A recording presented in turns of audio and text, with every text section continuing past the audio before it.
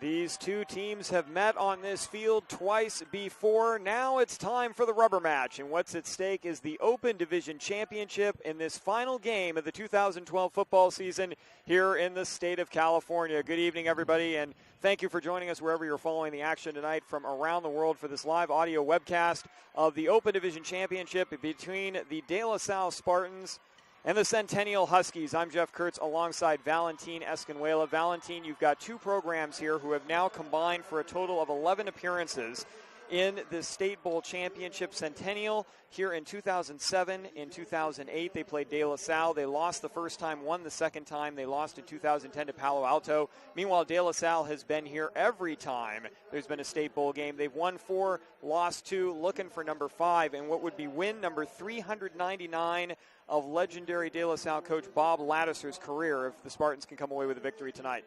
You know, Jeff, we got two teams here that, as you said, just phenomenal programs in the state of California. Not only that, but they are also ranked nationally. Concord De La Salle, you have them ranked in some polls as high as number 5 in the nation. You have them ranked in some polls as number 3 in the nation. For Centennial, you have them ranked some have them ranked as high as 15 and as low as 12. So in the state of California, they have them ranked 1 and 2. While you can throw those rankings out the window, here tonight you're going to have the best team win it here in the state of California. They'll be the number 1 team in this Open Championship. The two teams have combined for 28 wins this year against just 1 loss. De La Salle undefeated at 14-0. Centennial lost their first game of the year against St. Bonaventure, but they've run the table since. Both teams on 14-game winning streaks this season. Centennial led by head coach Matt Logan. Again, no stranger to this game, though it's been a more interesting ride for Centennial this year. They are a younger team. They actually had 5 players in the preseason, before the season even started, who were scheduled to start on defense, and all 5 blew out their ACL. So a bunch of knee injuries. Centennial had to piece things together, but once again, they have a potent offense led by starting quarterback Robert Weber, just a junior. 756 points piled up by Matt Logan's Centennial Huskies this year. They have averaged 542 yards per game, but they're going up against a defense that has 4 Division I recruits, led by USC commitment Michael Hutchings at linebacker for De La Salle. Well, I think we're going to see a defensive battle here tonight, Jeff. These two teams put up points galore every single time they're on a football field. But here tonight, you're going to have 2 top defenses in the state of California. Offenses, yeah, they're going to try to score. Centennial average about 50 points per game. For De La Salle, about 40 points per game. But they've only allowed, for De La Salle, 11 points per game defensively, and for Centennial, about 26 points per game. So I think this is going to be more of a defensive battle than offensive shootout here tonight. And, of course, De La Salle averaging those 11 points a game given up, not against opponents that are cream puff high school. I mean, we're talking Bellarmine, St. Mary's from the Sac Joaquin section, the usual complement of tough opponents in the North Coast section, and then wins over Logan to win the section title in the North Coast, and then Folsom in the regional championship game last week. That was a 49-15 win. Meanwhile, Centennial, a win last week against Narbonne. They won 41-34 in the final minute. They've defeated 3 undefeated teams in a row, and Centennial will start out with the football. De La Salle kicking off, going left to right in the white jerseys, green lettering, silver pants, silver helmets. Centennial drops the football at the 3-yard line, and they are swarmed under at the 4 on the return. That was John Plattenberg, who's unable to come up with the football cleanly, and Centennial's got their work cut out for them. The Huskies will start out at their own 4-yard line. They're in the black jerseys with the black helmets, black pants, white lettering. They are going right to left. Not the way you wanted to start if you are Centennial. A little bit of the jitterbugs there to begin this Open Bowl championship, so you got to get it together here, especially deep in your own territory against a tough defense in De La Salle. Yeah, they are likely to pin their ears back here, are the Spartans, and go after the quarterback. And that quarterback is Robert Weber. Weber in the shotgun, a spread formation. 3 receivers to the far side, 1 to the near side, a back in the backfield to the left of Weber, who's standing just across the goal line in his end zone. On first down, he's going to tuck it away and run with it himself. Nice carry, Weber. He's going to take it out to the 10-yard line, where he gets drilled by 2 Spartans and a gain of 6 on first down. Centennial locking to spread it out, and this is the type of offense that drives defensive coordinators crazy, because you split out your defense, your wide receivers, and not only that, but you have a dual threat quarterback in the backfield. Same formation, 4 down linemen for De La Salle, passing to the near side flat, complete, and that should be enough for a first down, yards after the catch. Nice grab on the play by Barry Ware, one of the leading receivers on this Centennial team. He's going to get 5 yards out to the 15-yard line, and Centennial moves the chains. 1st and 10. Centennial is going to give me my work cut out for me because they run the ball pretty quick. They do. No huddle. Centennial is not big into committee meetings. On 1st down, Weber's going to keep it himself around the left-hand side, cuts upfield across the 20, out near the 24-yard line. Nice gain of 9 yards on a 1st down play, and it'll bring up 2nd down and 1. And that's a dual threat that we have with Weber. Weber, very smart quarterback, only a junior, sits back in the pocket, surveys the defense, and then sees where the hole's going to be, and he'll take it himself. He's rushed for over 700 yards this season. Austin Rankin in the backfield now with Weber, who's looking to the sideline for the play call. Same formation, 3 receivers to the far side, 1 to the near side, the short side of the field. Rankin to the left in the backfield. Play action to Rankin. Weber's going to throw, and the pass is going to be caught by Ware along the sideline at the 33-yard line. That'll be enough for another 1st down. Well, I'll tell you what, Matt Baldacci of Concord de La Salle almost intercepted that ball. He read the passing lane and just was not able to get his fingertips on it. 1st and 10, same formation. Centennial's going to hand it off this time. No gain. Nice job getting in there. 3 Spartans combine on the tackle. In there first was Victor Igu. Gain of 1 on the play. 2nd down and 9. 10:22 and counting. Opening quarter, opening drive that started at the Huskies' 4-yard line. 2 receivers either side this time for Weber. Devontae McNeely in the slot on the near side with Ware. On the far side, that's Chase Crevichet in the slot.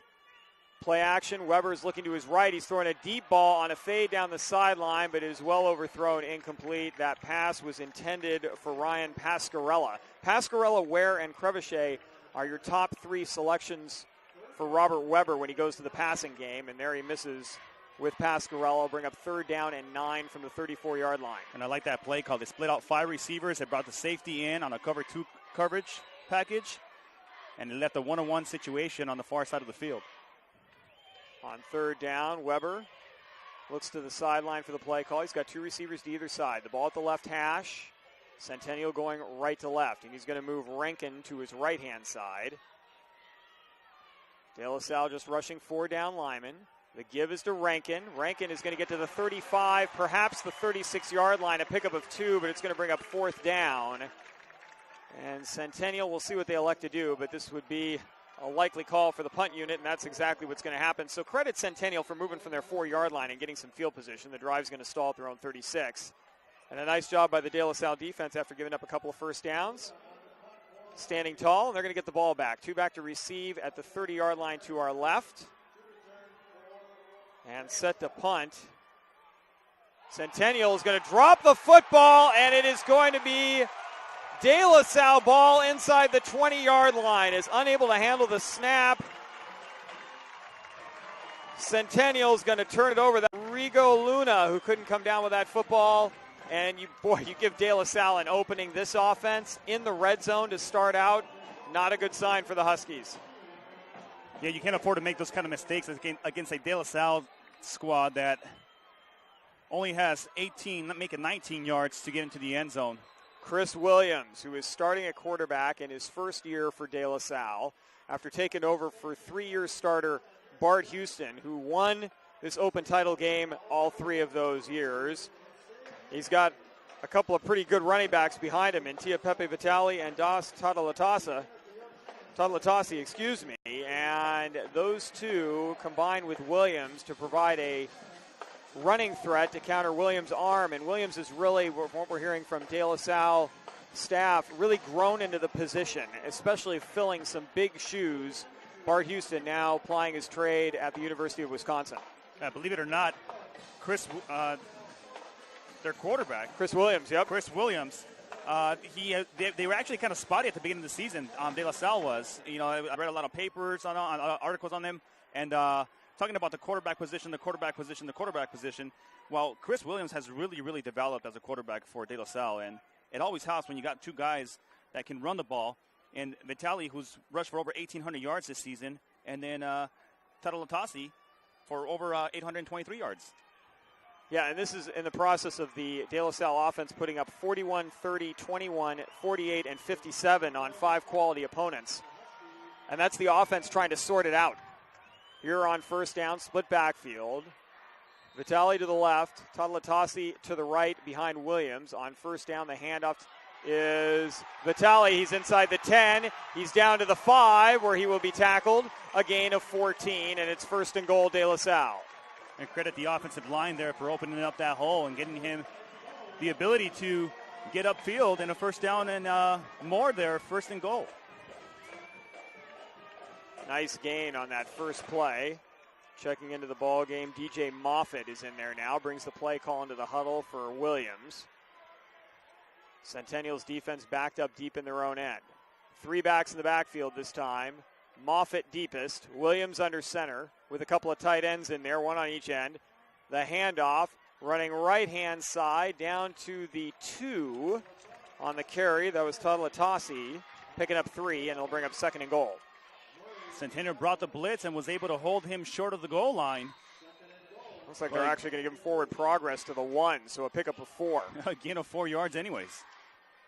That's with a run blitz from Centennial. 8:27 and counting opening quarter, and De La Salle knocking on the door for their first points of the game. Same formation in the backfield. The handoff. Vitale's going to bounce to the outside and get in for the score. Great vision by Vitale, bouncing it out to the outside there. He was following his block, nothing there. The hole didn't open up, and says, you know what, I'll take a couple steps to the left, and it'll lead me free into the end zone. And an easy score there for De La Salle. Giving De La Salle the ball in your red zone is like bleeding near a shark. You're about to become lunch, and that's what happened to Centennial on that opening possession for the Spartans. The extra point try is good, and it's a 7-0 ball game, and it's already nervous time if you're a Huskies fan, because there have been 2 other opponents the last couple of years who walked in with designs on knocking off De La Salle, top quality ranked opponents from the South. Westlake last year, Servite the year before, and De La Salle ran roughshod over those 2 teams. But one thing for Centennial is, even if they're down by a couple of scores, this offense has been so prolific this year that Coach Logan and his staff aren't necessarily concerned. Plus, on top of that, Centennial has won 5 games this year, Valentin, in the final minute. So they're used to playing tight ball games, whereas De La Salle, the closest ball game they've had was way back the 3rd game of the season against St. Mary's, 21-13, an 8-point game. Everything else has been double digits. Yeah, Centennial is an offense that you will see put up points on the board, and it's still early in this game, so I wouldn't worry about too much. The kickoff is a deep one, and it's going to sail into the end zone for a touchback. Nice kick by Tyler Duncan, who was showing off his leg in warm-ups. Valentin, how many balls did you count ended up in the stands when he was kicking at probably 60, 70 yards off the tee? I think 6 out of 7. Someone got a souvenir, several of them, if they were hanging around back there in the bleachers. Centennial, their second possession of the game with 8:16 remaining first quarter, trailing 7-0. They'll start out their own 20-yard line going right to left. Weber puts it back to his right. 3 receivers near side, 1 far side here on first down. De La Salle just keeping 4 on the line of scrimmage. The linebackers are playing off the line by about 5 yards. Here on first down, Weber fakes the handoff, and we've got a penalty marker that flies in, and the play grinds to a halt. False start against Centennial. Well, Centennial just keeps backing themselves up. You got to think the Huskies are a little bit nervous here. I mean, these kids, while their program and their coaching staff has faced De La Salle before, these kids were all 7th and 8th graders the last time that Centennial played the Spartans. And even though a lot of the Spartans were in the same grade at the same time, there's a tradition that comes with De La Salle football that usually gives you about 14 points when you walk into a stadium. Here's Weber, who's going to run around the right side and make up those 5 yards lost on the penalty to the 20-yard line, second down and 10. Centennial makes it into the bowl championship, the Open Bowl championship, and they're all a very young team. So a lot of these kids will be here next year, but as you said, a lot of them have not been here at this stage of the game. You know, this is the game that you work so hard to play every single year. And now we've got a penalty marker flying in from the far side, and Weber may have drawn De La Salle offside. Well, and the reason we highlight maybe nervousness on the part of Centennial is they drop the opening kick, start out with the ball at their 4. Their punter muffs a snap. De La Salle has the ball at the 19. Then you've got the false start on the first play here, but Weber, who you've pointed out when we were talking in the pregame, Valentine, a very smart quarterback, gets 5 yards back, so now has a 2nd and 5 after the offside call against De La Salle. 3 receivers near side, 1 far side. Press coverage on that far side by the Spartans, but they're giving away about 6 yards on the near side. Back to the right of Weber in the backfield. Weber's going to hand off on 2nd and 5, and a gain of 3 to the 28-yard line will bring up 3rd and 2. That's going to be a tough duty for their running back today for Centennial, as that front 4 of De La Salle is not only big, but they're fast and they plug up those holes immediately. We have an injured offensive lineman for Centennial. That is Sid Acosta, a sophomore, who's coming off the field. Cameron Hunt on the offensive line at 6'5", 275, and a senior for Centennial, is being recruited by Michigan, by Pac-12 schools. Urban Meyer from Ohio State was at practice the other day. That's got to be nice. Yes, it is. That probably ups the level of the ante in practice for all the players involved when Urban Meyer shows up. But now Centennial is going to go to the bench, and into the game comes Kevin Sanchez at 6 feet, 300 pounds, a senior. He's going to move into that left guard slot for an important 3rd and 2 for Centennial early in the ball game, 7:05 and counting first quarter. Weber checks the plays on the wristband on his left arm with the back to his right, takes the snap. He's going to play fake it and run around to the right-hand side, and a great open field tackle. Hello, DJ Moffitt. Wow. Weber looked like he had the edge and a first down, and Moffitt said, not on this side on this play. A gain of 1, 4th and 1, and Centennial's going to go for it at their own 29. Weber taking his time. Checks his sleeve for the play. You see if he's going to draw the defense offside. He's going to move Trey Watson to his left. We got a penalty marker down. We got a completion on the far side. Centennial's got the first down and more. Ryan Pascarella beyond the 40 to the 43-yard line, but a penalty against Centennial. So Centennial, right when they get something going positively forward, they somehow manage to get a penalty call and brings that ball back. That's their 3rd penalty here in the first quarter.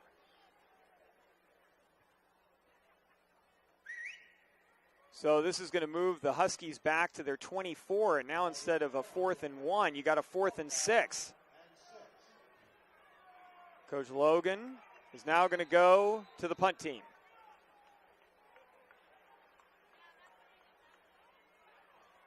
So penalties hurting Centennial, costly mistakes you just can't afford to make against a De La Salle coach team. Punting unit on. We'll see if Rigo Luna able to get this punt off. He does. Nice booming kick. Fair catch called for and grabbed at the Spartan 39-yard line.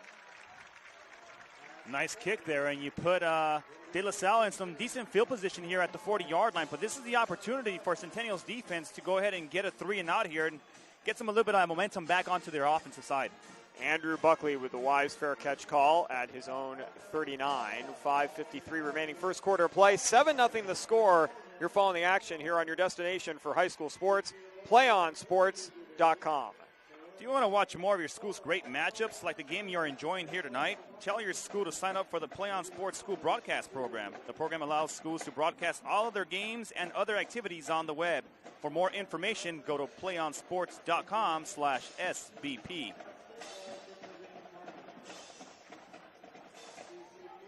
PlayOn Sports is on Facebook and Twitter as well, giving you news and information and links to great highlights. Follow us at PlayOn Sports on both Facebook and Twitter. You can also access thousands of live and on-demand games on YouTube at youtube.com/PlayOnNetwork. Keep up with all the high school action every week from your destination for high school sports, PlayOnSports.com. Well, Valentine, De La Salle is not going to start out with the ball at the 19-yard line of Centennial this time. They're going to have it at their own 39, though. Still very good field position, and you can see already why De La Salle has been such an outstanding defensive team this year, especially on that tackle by Moffitt when Weber looked like he had a clear first down run on 3rd and 2. And Moffitt stops him a yard shy. Then the penalty forces the punting situation. Centennial giving the ball back to the Spartans. Well, Moffitt just one of the 5 guys that are just some of the top defensive players in the state of California. You also have Andrew Buckley, Michael Hutchins, who's going to SC.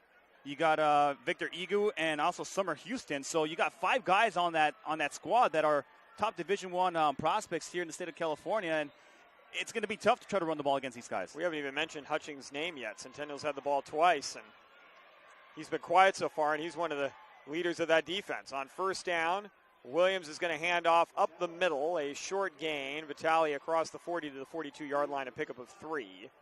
2nd down and 7. De La Salle offense right there, just run the ball right up the middle. They're going to throw it at you every single time. And I think what's a lot of times frustrating for a lot of teams is that you know what De La Salle is going to do. They're going to run the ball. They're going to run the ball. They're going to run the ball. Question is, can you stop the run? And so far, they've shown that they are pretty good at it, to say the least. Williams is going to run the option on 2nd down. Late pitch, cutting up field, and that's Tadalatasi, who's going to be stopped at the 44-yard line for a gain of 2 more. 3rd down and about 5 coming up. Brandon Garcia came out and put a hit on him and knocked him on his Keister. Buckley into the ball game at receiver.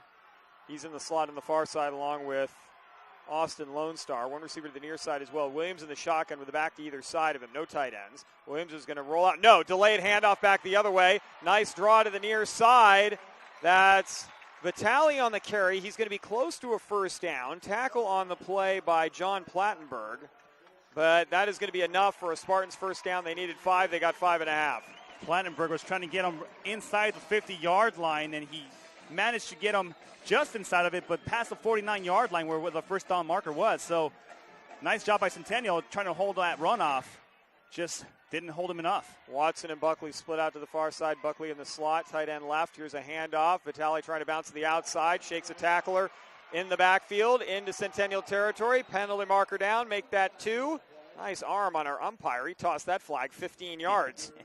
And this one is likely coming back in the vicinity where you might see a hold down the field. And that is a hold against De La Salle. That's their 2nd penalty of the game.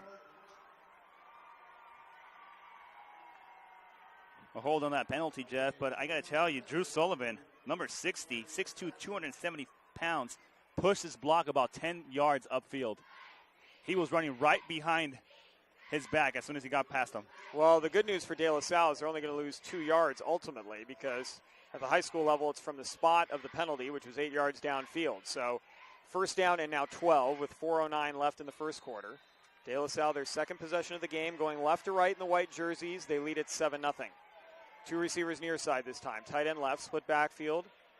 Vitale right, Tadalatasi left. Williams under center, takes the snap. Play action, drops back, looking all day. Now the pocket collapses. Williams steps up and gets to the 45-yard line. And a penalty marker late, as Centennial is going to be called for a late hit.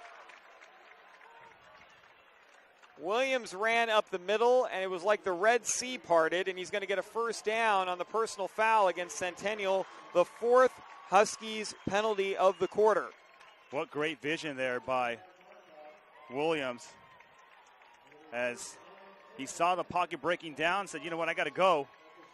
Takes off and gets a nice gain on a late hit, gets another 15 tacked on. The ball now at the Centennial 31-yard line. Clock stops with 3:58 remaining first quarter. Double tight ends this time, just one receiver to the near side. That's Marcus Noddy. Split backfield again. Tadalatasi left, Vitale right. The handoff, running to the right-hand side. Nice tackle. Tadalatasi on the carry and made his acquaintance with Anthony Yim, the linebacker. Stops him at the 28. Emphatically a 3-yard gain, 2nd and 7. Textbook tackle there by the linebacker. Puts his pads right on his numbers and then brings them right to the ground. Drove right through him. Nice play. Williams gets the play call from the sideline through the Andrews Buckley acting as the messenger. He's the receiver on the near side. Buckley by himself. Double tight ends again. Split backfield behind Williams. Williams going to run the option. Now he's going to drop back on a little hitch and go. Buckley is open. Back pedals, and the pass is broken up. Nice recovery at the last minute by Centennial. Getting a hand in there to knock it away.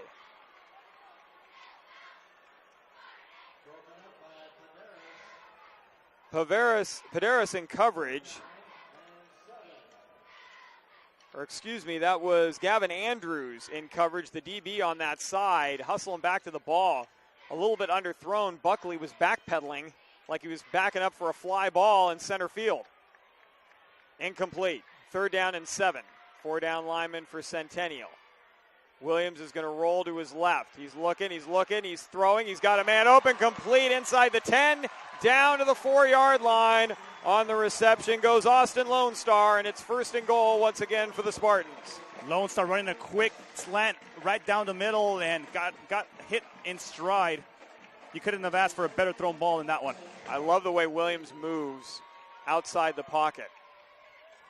De La Salle's always had quarterbacks who have been mobile, given that they've run the veer for years, but Williams seems to be bringing a different dimension to that mobility than we've seen even from Bart Houston last year. On 1st and goal, the handoff. Vitale trying to get his 2nd TD of the game. He is going to be stopped maybe a half-yard shy of the end zone. 2nd and goal as the clock winds under the 2:35 mark of the 1st quarter. Well, Vitale came in here with 26 touchdowns on the season. He's got 27, going for 28. He scored from a yard out the first time around. Now will Coach Lattiser give it back to his senior running back to complete the deal. He is lined up to the right behind Williams, just 2 yards behind the quarterback. Todd Latasi to the left. And we got movement on the offensive line. Some people fired out a little bit too early there. So this might be 2nd and goal from the 6. No, it's going to be encroachment. Excuse me. Half the distance to the goal line puts the ball. Let's see. Todd Latasi or Vitale is going to have to go an inch to get a touchdown. Unless Williams decides to take it himself. A lot of options here on 2nd and goal inside the 1-yard line. Williams the snap. Williams gives it to his running back. Vitale is in. 2nd score of the game. De La Salle gets on the board again. 13-0 to await the extra point. But what a great start here for De La Salle to be able to score on consecutive offensive possessions. Centennial trying to do what they can to stop this offense. It is going to be very tough. Matt McSweeney, the holder on this extra point, gets the snap. The kick from Tyler Duncan is clean. And it is a 14-0 ball game with 1:51 remaining in the opening quarter. De La Salle has had the ball twice. This time the drive started at their own 39-yard line, 61 yards. A couple big pass plays. Chris Williams connecting with Lone Star for a 1st down to set up the 1st and goal, and plus that 15-yard personal foul penalty on the Williams run on a 3rd and 7. Ended up giving De La Salle another 1st down there. You're following the action here on your destination for high school sports, PlayOnSports.com. PlayOn Sports will bring you live basketball tournament coverage from Southern California beginning the day after Christmas. Follow the action from the Torrey Pines Holiday Classic on December 26th, plus the Max Preps Holiday Classic that same week. We'll have coverage of some of the best teams from around California as well as other teams from around the country. Top-ranked teams like Sheldon, Westchester, Taft, St. Anthony, and others will be featured. It's holiday tournament time starting December 26th, brought to you by your destination for high school sports, PlayOnSports.com. From the goal line on the return on the kickoff, Centennial is going to take it out to the 16, maybe the 17-yard line on the return. John Plattenberg. Nice kick once again by Duncan. And Centennial inside their own 20. Their worst field, actually no, I should say their 2nd worst field position of the football game. They started one drive at the 4, the other at the 20-yard line after Duncan kicked one into the end zone for a touchback. Now Centennial going right to left with 1:46 remaining 1st quarter. Has the ball at their 17. Weber with the back to his right. Three receivers near side, one far side. On first down, Weber takes the snap. He's going to look to throw. A little hitch and go along the sideline, far side, into double coverage, incomplete. Pascarella, the intended target. Second down and 10. Great double coverage there by De La Salle on that one. You know, we haven't seen the air attack of Centennial. They tried to establish that ground game. Wasn't working for them, so now they're trying to go to the air here. But you kind of got to establish some kind of running game in order to be able to set up that pass play. Rankin to the left this time of Weber in the backfield. On second down, Weber's going to tuck it away and run it himself after faking the handoff to Rankin. And Weber's going to get 4 yards across the 21-yard, out to the 21-yard line over right guard. And it'll bring up a third down and 6. This time, Rankin to the right in the backfield. Three receivers near side, one far side. Weber looks to the sideline for the play. De La Salle's defensive line, they don't even move. They are in their crouch and ready to fire out here on third down. Press coverage, now backing up. De La Salle's going to give a little bit of room. Here's a slant to Pascarella, and that was a high, hard one that he was not able to control, and that'll bring up fourth down. Just 2 first downs in the football game for Centennial. And they're going to have to punt the ball away again under a minute to play in the quarter. Well, 3 and out there for De La Salle. Going for Pascarella. Crabachet had single coverage on the near side of the field, and they really haven't tried targeting him. So let's see if Centennial can go to Crabachet on their next offensive possession. On to punt is Luna. Gets the punt away. This one's going to force Buckley. Buckley's going to let it go. He was joined back there by Alan Marion, and they both looked to each other to get the ball, and then nobody grabbed it. Takes a Centennial roll down to the 23-yard line. Finally downed by Ian Levi, and so De La Salle will take over with their worst field position of the game, but they already have a touchdown drive from 19 yards and from 61, and now they've got 77 yards of real estate between them and the end zone, 46 seconds left in the first. I like the adjective worst at the 23-yard line. Not too shabby for De La Salle. No, and De La Salle is really not that intimidated by where they start a drive. They could be at the 1-yard line, and that's just an extra challenge. Here on first down, handoff running left. Vitale's going to lose a yard. Back to the 22-yard line. Nice stop by the Huskies. Tackle on the play by Brandon Garcia. So Brandon Garcia, again, we'll be calling his name a lot here tonight. One of the front 4. He did a nice job in pursuit. That ball was going away from him to the left side. He's lined up on De La Salle's right side at the left defensive end spot, and he got in there and came from the backside to make the play. Nice pursuit. De La Salle looks to see if let's see if they try to get one more play off here before the end of the quarter. We're under 10 seconds left. Williams in a modified shotgun about 3 yards deep, and now we got all kinds of movement and a penalty flag. Let's see. No, we've got a timeout called by Centennial. So Centennial takes their first timeout. And they will talk things over. So I'm not quite sure what the Huskies saw there. And it actually looked like De La Salle could have been called for moving. It looked like the offensive line was going to, a couple guys got going a little bit too early. But Centennial had already called the timeout first. Well, Valentin, what are you seeing out there so far? How do the Huskies attempt to stop De La Salle? Coach Logan was saying before the game, this isn't really an offense you can stop. We're just going to try to slow them down a bit. And so far, they haven't had much success. Well, De La Salle, running out of that veer, like I said, it's frustrating because they're going to run the ball, but they do such a good job at rolling out their pulling their guards and getting those blocks downfield that opens up these huge holes for these runners to get through. And if you can't plug those holes up, you're going to keep giving them 5-6 yards every single time. They've been taking advantage, and they've been taking 10, 15 yards at a time. So they're going to have to try to plug those holes, but get it more aggressive, maybe bring a couple more linebackers in a little closer and try to, get those blitzes up the middle, up the A-gap. Williams, 2 receivers near side, 1 far side on 2nd and 11. Takes the snap, looking to his left, throws to his left. The pass is complete. Textbook out route right there for Marquise Morris, who makes the catch. A little shy of the first down. gain of 9, and it'll bring up a 3rd and 2 as the first quarter ends. De La Salle leads it 14-0. They will have the ball going right to left at their own 31-yard line when the second quarter resumes right here on your destination for high school sports, PlayOnSports.com. High school sports lives here. Do you want to watch more of your school's great matchups like the game you're enjoying here tonight? Tell your school to sign up for the PlayOn Sports School Broadcast Program. The program allows schools to broadcast all their games and other activities on the web. For more information, go to PlayOnSports.com/SBP. PlayOn Sports is on Facebook and Twitter, giving you news and information and links to great highlights. Follow us on PlayOn Sports on both Facebook and Twitter. You can also access thousands of live on-demand games and on YouTube at youtube.com/PlayOnNetwork.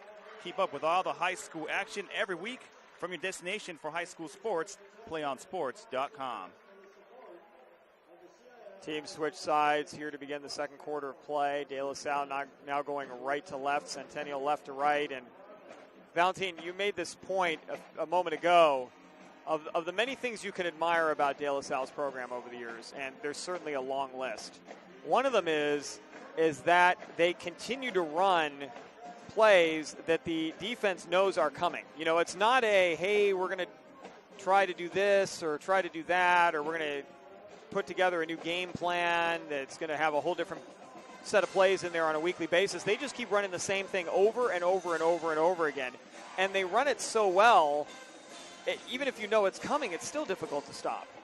And it's extremely difficult, and that's a frustrating part from a defensive coordinator perspective is how do we stop these guys? I mean, not only that, but then you have Williams in the backfield, the quarterback who gets 4 or 5 seconds to throw the ball downfield and finds his open receiver. So you want to play the run, you're going to play up close, it's going to open up a receiver. If you play the pass, then it's going to give plenty of space for the running backs to run through. So either way, it's just a difficult situation for the defensive side. But as I said, they're going to have to put more pressure in those A-gaps because they're getting huge holes just opening up, and runners are getting 15, 10 yards in there. Yeah, and De La Salle has had their share of NFL and collegiate players over the years, but it's not like they're trotting out 11 D1 athletes on offense every single year. Obviously, there are a lot of good athletes, but they just know their role, and they do it well, and they're drilled to do it efficiently over and over again. Here's a handoff on 3rd down and 2, and it looks like it's going to be a gain of about 4 yards and a first down for De La Salle. Yes, out to the 34-yard line. The Spartans move the chains to begin the second quarter. And credit the play calling. I mean, they're calling plays that are getting them the yards that they need on a short, 1 yard for a first down marker. They run a little run to the near side, and they get the first 1 yard or more. Vitale is going to take this carry over left guard to the 39-yard line for a pickup of 5 on first down. 2nd down and 5. De La Salle started this drive at their own 23-yard line. They're now just short of their own 40. Splitting out to the far side, Buckley with Lone Star in the slot. Tight end left is Egu. Split backfield behind Williams. And now we got a whistle on a quick hitter to Vitale, who was in the secondary, through a hole, but there's a penalty marker down, and the play will be stopped.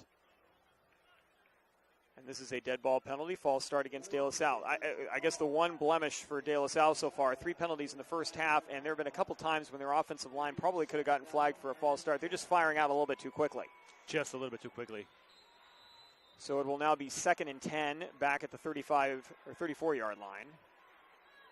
It's either firing off too quickly or they're firing just when they need to. Yeah, exactly. It's a fine line right there. Maybe that's the reason why they're so good at pushing their blocks downfield. They get the upper hand. 2 receivers far side, tight end left again, and now we've got a whistle and a timeout being called by the Spartans. So De La Salle with a penalty and a timeout. And in Spartan land, that's known as a hiccup in the engine. And there aren't too many hiccups over the course of a season for the Spartans. But when you have a penalty and a quick timeout because the coaches don't like what's happening out on the field, I know a lot of high school programs across the country would take that as a hiccup. Usually it would be more like an interception, a fumble, or something along that line. 10:54 remaining. First half, 14-0 De La Salle. But this does present an opportunity for Centennial on this particular possession. If they can hold the Spartans, who have scored both times they've touched the ball so far, and get the football back, it might give the Centennial offense the spark they need to get the offense on track. And it doesn't take much to get that Centennial offense going. It just takes one play. 10:54 left here in the second quarter of play, Jeff. There's plenty of time left here for them to get back into this game. A big stop here on 3 downs and get the ball back will be huge for Centennial. Not only would it put a little bit of confidence on the defensive side, but it's going to roll over into the offense. And as I said, they got players there that, can make big plays. They haven't really gone to their big receiver so far in Cravache. So we haven't really called his name here throughout the game, and he's one of their main wide receivers that, goes for big yardages. So let's see if Centennial can go ahead and get a big stop here on defense. So far, they on the last offensive possession for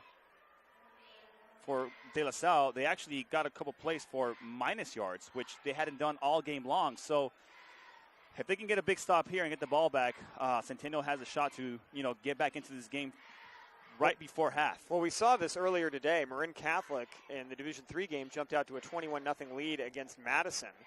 But Madison had the type of offense where in a spread similar offense that Centennial runs, they were able to get points on the board. Even though they were down 21-0 into the second quarter, they put up 31 straight. Ultimately ended up winning the game 38-35. So if Centennial was running the wing tee, I'd say they're in a lot of trouble. But the fact that they run a high-powered quick-strike offense certainly helps them in falling behind here early. But now their defense needs a stop on 2nd down and 10. Williams is going to drop back to pass. Here comes the pressure. He's going to throw, and going to throw wide of Todd Latasi as nice pressure by 3 defensive linemen for Centennial, led by Garrett Hughes at 6'2", 250 pounds. The defensive lineman got in there, and Williams had to alter his throw incomplete.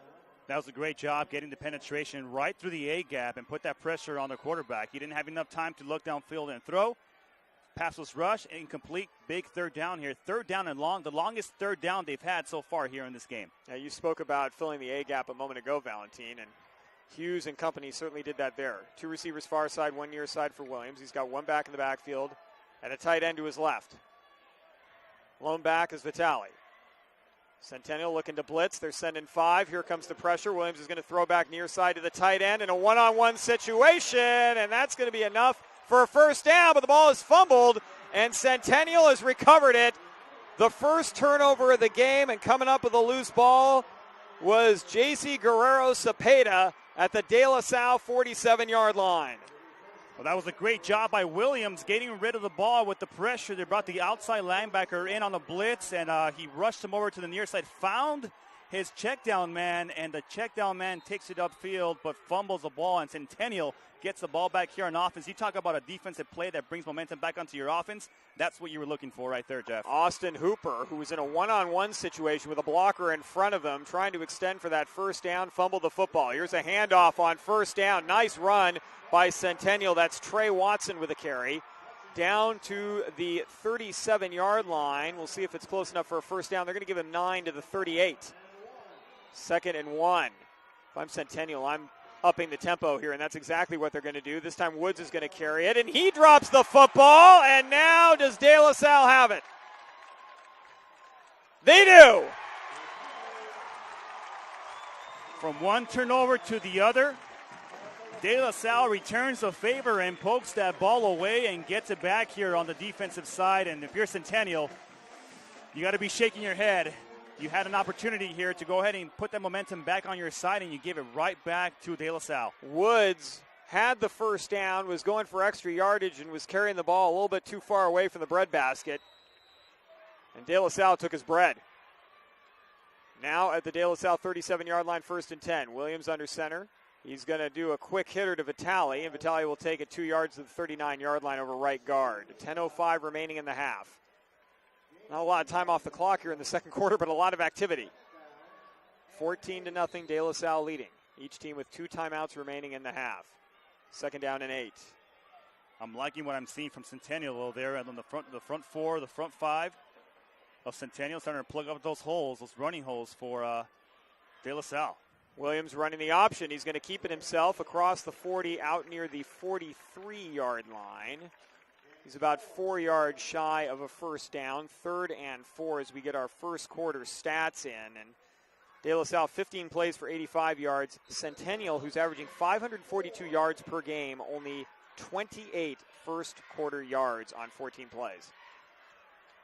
3rd down and 4. The ball at the De La Salle 43-yard line, split backfield, tight end right, a receiver either side for Williams.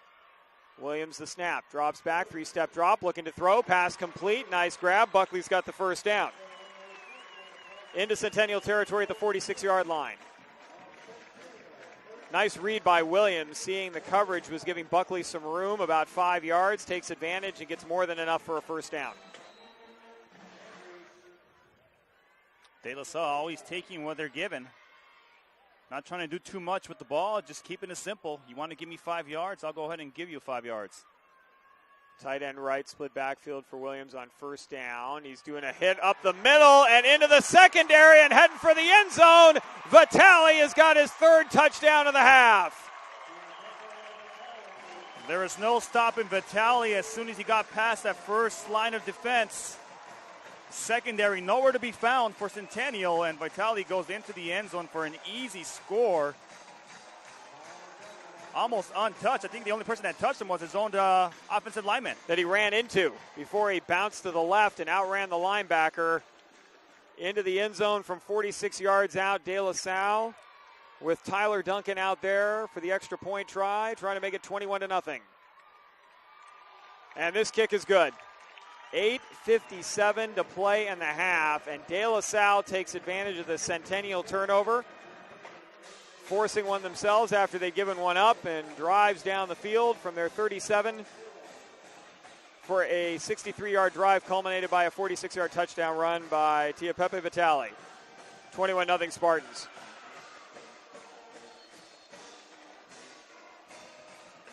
PlayOn Sports will bring you live basketball tournament coverage from Southern California beginning the day after Christmas. Follow the action from the Torrey Pines Holiday Classic on December 26th, plus the Max Preps Holiday Classic that same week.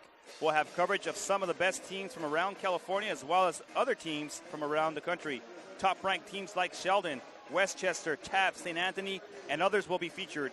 It's holiday tournament time starting December 26th, brought to you by your destination for high school sports, PlayOnSports.com. Jeff Kurtz alongside Valentin Escanuela. We're doing highlights for you as this game is in progress. Dan Stewart providing all the video for you this evening for those highlights. Thanks for following our live audio stream. Our producers tonight, Megan Coffey and Manny Nunez. We are live at the Home Depot Center, Carson, California. It's becoming a home away from home for De La Salle. This is their 7th appearance in 7 years in the State Bowl Championship, and they're in the open again. And it's amazing how ever since 2008, when they were trying to figure out how can we put the 2 best teams in the state together to compete here in front of, what do we got, Jeff? What do you think? About 10,000? Yeah, fans. They've been here 3 out of the 4 times, and they won it 3 times in a row. Yeah, and this is here the 4th time they're in the open in the last 4 years. And right now, well in front, 21-0. Against the Centennial team that's just making too many mistakes at this point. To beat De La Salle, you have to take advantage of every opportunity that the Spartans give you, and they're not going to give you too many. They might get a turnover here and there. They might commit a penalty at a wrong time, perhaps punt the ball from time to time, and you have got to be not perfect, but darn near close. And right now, Centennial is leaving too many openings. Here's the kickoff, short pooch kick. That's a live football, and Centennial's going to grab it. Nice job at the 42-yard line. Great recognition. As that time kicking off was Michael Marcotti. Marcotti with a little pooch kick, and Centennial will recover it at the 42-yard line, and that's where they have the ball with 8:56 left in the half. This could be a good thing for you, for Centennial. Getting the ball in very good field position here at the 42-yard line. Get one couple good plays here on the ground, and then go ahead and go for a big pass play. And like I said, they have not gone to their big playmaker in Crevichet. Yeah, Chase Crevichet is yet. I don't even think he's had a pass thrown his way yet by Robert Weber. Meanwhile, De La Salle is going to use their second timeout before the snap of the football. They're going to use it defensively as their coaching staff was jumping up and down on the sideline, trying to get the referee's attention before the snap of the football. So clearly the alignment did not match how De La Salle wanted to defend Centennial on that first down play. But, Valentin, Centennial's got to score on this possession. I mean, they got to get a touchdown to give their defense some life, to give their fans some life, and to give themselves some hope. De La Salle scored every time they've touched the football, and Centennial can't afford to go down 28-0 here in the first half, despite how good their offense has been this year. Weber takes the snap on first down, handoff, nice run here. This is going to be enough for a first down. Great play. Trey Watson takes it into De La Salle territory, finally tackled by the Spartans at the 43-yard line. A gain of 15 yards. Meanwhile, we have an injured Spartan down. I think that's Austin Hooper back at the line of scrimmage. He's holding his ankle. It doesn't look good. Great run by Watson, though. Finds a hold of that left-hand side. Cuts upfield, a couple of spin moves, gets 15 yards. But I'm thinking, I'm the coaching staff for Centennial, and I am preaching ball security because De La Salle is very good at punching the ball out. And Watson, as he was getting hit, managed to hang on to the football. But similar to Weber, who fumbled a moment ago, was carrying that ball a little loosely. Was certainly not securing it with both hands as the white jerseys started to fly in at the end of that play. Well, he did a good job of moving that ball from his right hand to his left hand as he was going towards the left sideline. But one thing you do is when you do your little spin move to get away from defenders, you tend to bring the ball out, and that's exactly how they lost the ball the last time on the fumble when Williams lost the ball. Weber lost the ball. So you want to make sure you keep that ball tucked near your body and hold on to it as hard as you can because De La Salle, like, as you said, they're well coached. And one thing they teach those kids is that if you see the ball anywhere around their body on their sides, go ahead and try to get that ball out. Well, it's good to see that Austin Hooper is walking off the field. I don't know if he had a cramp or what the deal was, but he seems to be walking pretty well, but he wasn't moving his leg at all a moment ago, so it could be a cramp. We've seen that a few times here on the football field today in particular. Yeah, he was holding his ankle as he... but he's walking pretty well right now, so... He's trying to put some weight on it. Well, we'll keep an eye on Hooper. Meanwhile, first down for Centennial. Watson again. This time he wraps up with two hands. Wise idea. He's going to take it to the 41-yard line. A gain of 2 over the left-hand side. 2nd and 8. Well, Trey Watson's pumped. After that fumble recovery by Centennial, he came in on that following play and got 11 yards, and then he got another nice gain on his next touch. So he's starting to get his game going here in the second quarter of play. Watson stays in the game to Weber's left. Weber's going to throw, and he's going to throw high. Looking for Ware.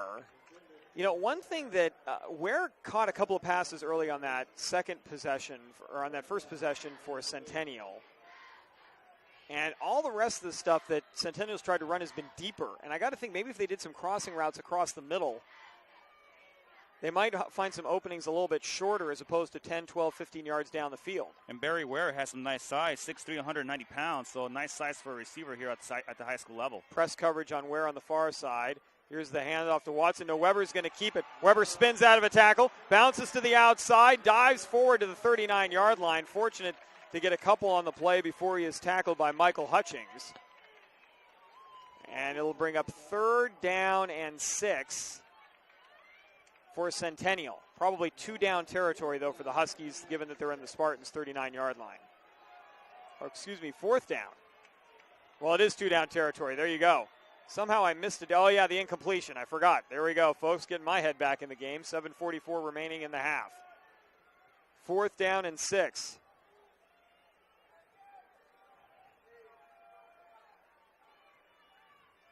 Weber taking his time, takes the snap, play action. He's going to look left, he's going to throw, and the pass is deflected by Hutchings at the line of scrimmage.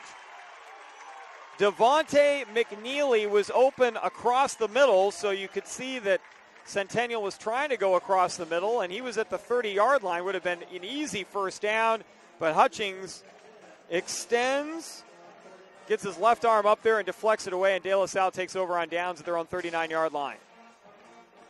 If he doesn't get that hand on that ball, it's a big gain and more there, Jeff, for Centennial. Tough break. Williams under center, tight end right. On first down, fumbles the snap. Loose football. Centennial says they've got it. We'll see if the officials agree. Second down. Nope. Williams did a good job jumping on that ball. He's going to lose a yard back to the 38-yard line. Actually, no, line of scrimmage. Second down and 10. De La Salle dodges a bullet there. Yes, they did. They don't make too many mistakes. That was the mistake there, but they were able to recover and keep that ball on their side. Richard Watson to the far side. Lone Star to the near side. Tight end right. Split backfield behind Williams. On second down, Williams running the option. He gives a late pitch to the trailer, Todd Latasi, who is going to break a tackle, take it across the 40 out to the 44-yard line where it'll bring up 3rd and 5. McQuan Johnson on the initial hit to bring him down. So 3rd down now and 6. Another opportunity here for Centennial to hold on 3rd down and get this ball back on offense with 6:20 and ticking here in the second quarter of play. Tight end lines up left. That's Egu. A receiver to either side for Williams. 4 down linemen, 2 linebackers looking to blitz. Here comes the pressure. Here comes the throw. It's incomplete. Intended for Buckley. 4th down. Buckley ran a great route there and had the defensive back for Centennial fooled in John Plattenberg. He thought he was going to go for an out route. It was a quick 5 and out. Punting unit on for De La Salle. Nobody back to receive. Now heading back there, late addition, is Chase Crevichet. Meanwhile, De La Salle is going to spread it out. They get the punt away. Nice kick. Crevichet, fair catch, fumbles the ball, and De La Salle is going to recover it at the 27-yard line.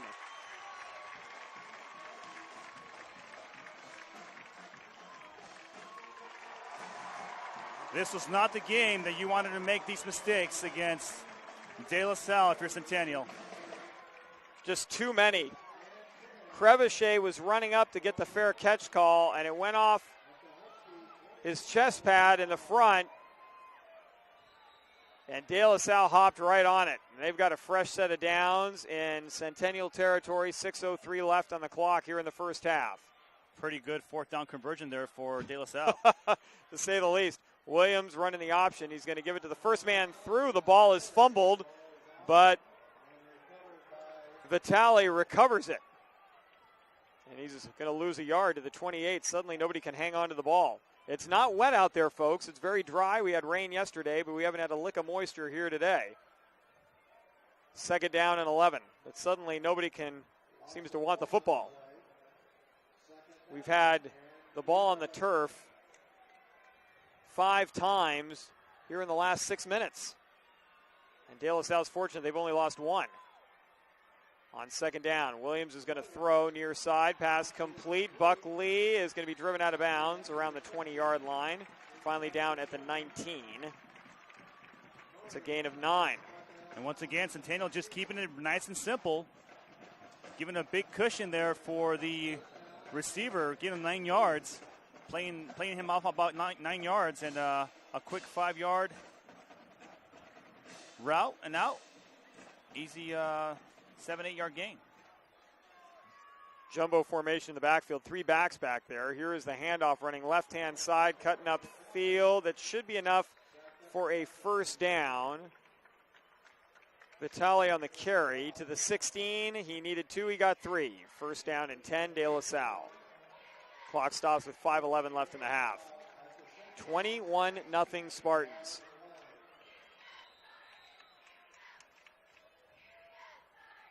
Lone Star out to the far side. Todd Latasi left in the backfield. Vitale right. The carry, Vitale, he's going to dive into the pile at the 15, and that's where he will stop. Officials are going to spot the ball at the 14.5-yard line. We will be generous and give Vitale 2 on the carry. 2nd and 8. I didn't see the hole, so he just dove right over it. Same formation, double tight ends for De La Salle. 1 receiver to the far side. Williams gets the offense set, runs the option again. This time he keeps it, dives inside the 10, down around the 8. Short of a 1st down. 1st down marker at the 6. Well, Chris Williams, he has nice size at 207 pounds. Tough player to bring down. Third down and 2. De La Salle with 1 timeout remaining. Big third down here for Centennial if they can hold. Williams takes a snap. He's going to give it to his running back on the left side. That was Todd Latasi on the carry, and he is going to get the first down at the 3-yard line. They just move so quickly before you can even react. Todd Latasi across the line of scrimmage and has a 5-yard gain. That offensive line just pushing those blocks upfield just enough to give them that little bit of room to get that extra yardage. Vitale right, Todd Latasi left. The give, no. Todd Latasi. Excuse me, that was Williams. What a great fake.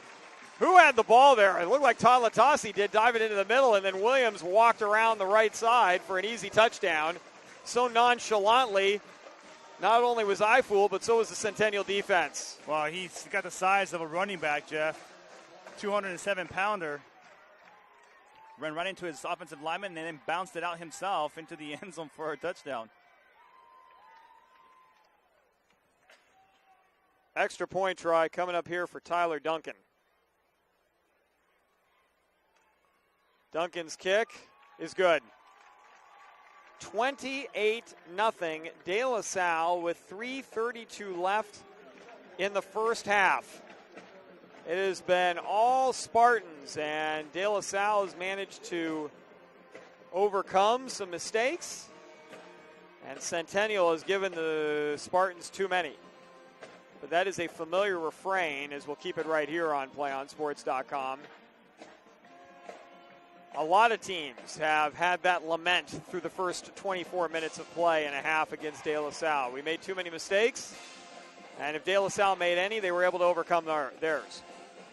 Centennial has just been overwhelming here on offense over Centennial. Their run game, I mean, they're still stopping it.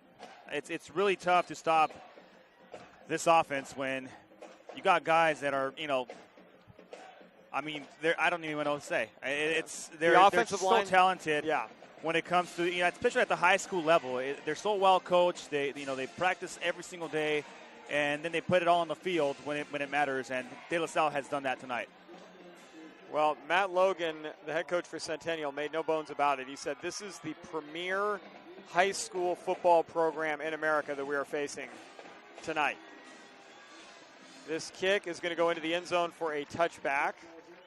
Duncan shows off his leg. And Centennial, who has 2 timeouts and 3:32 remaining in the half, will get the ball at their own 20-yard line, going left to right. So Centennial knew what they were getting into, and they have had success against the Spartan team in the past. But right now, the Spartans are really clicking, and the Centennial offense is not. Weber on first down is going to tuck it away and run with it himself and take it out to the 25-yard line for a gain of 5. Well, usually that seems to work for Centennial pretty well 3 or 4 times, but then De La Salle makes adjustments defensively, and they start stopping those quarterback keepers. On second down with 4 receivers, 3 to the near side, and Weber with the back to his right, and the clock continuing to run. Weber takes the snap, play action, he's looking, he's going to throw, and the pass, a juggling catch? No, incomplete. And we've got an injured Husky, one of the offensive linemen. That looks like Kevin Sanchez, who actually came into the game for another lineman earlier.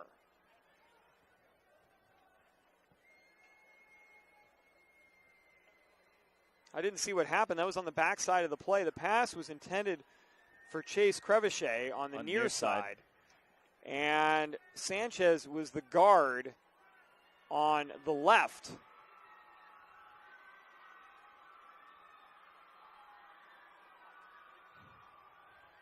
And he is now down around the 30-yard line. Clock stops with 2:57 remaining in the half.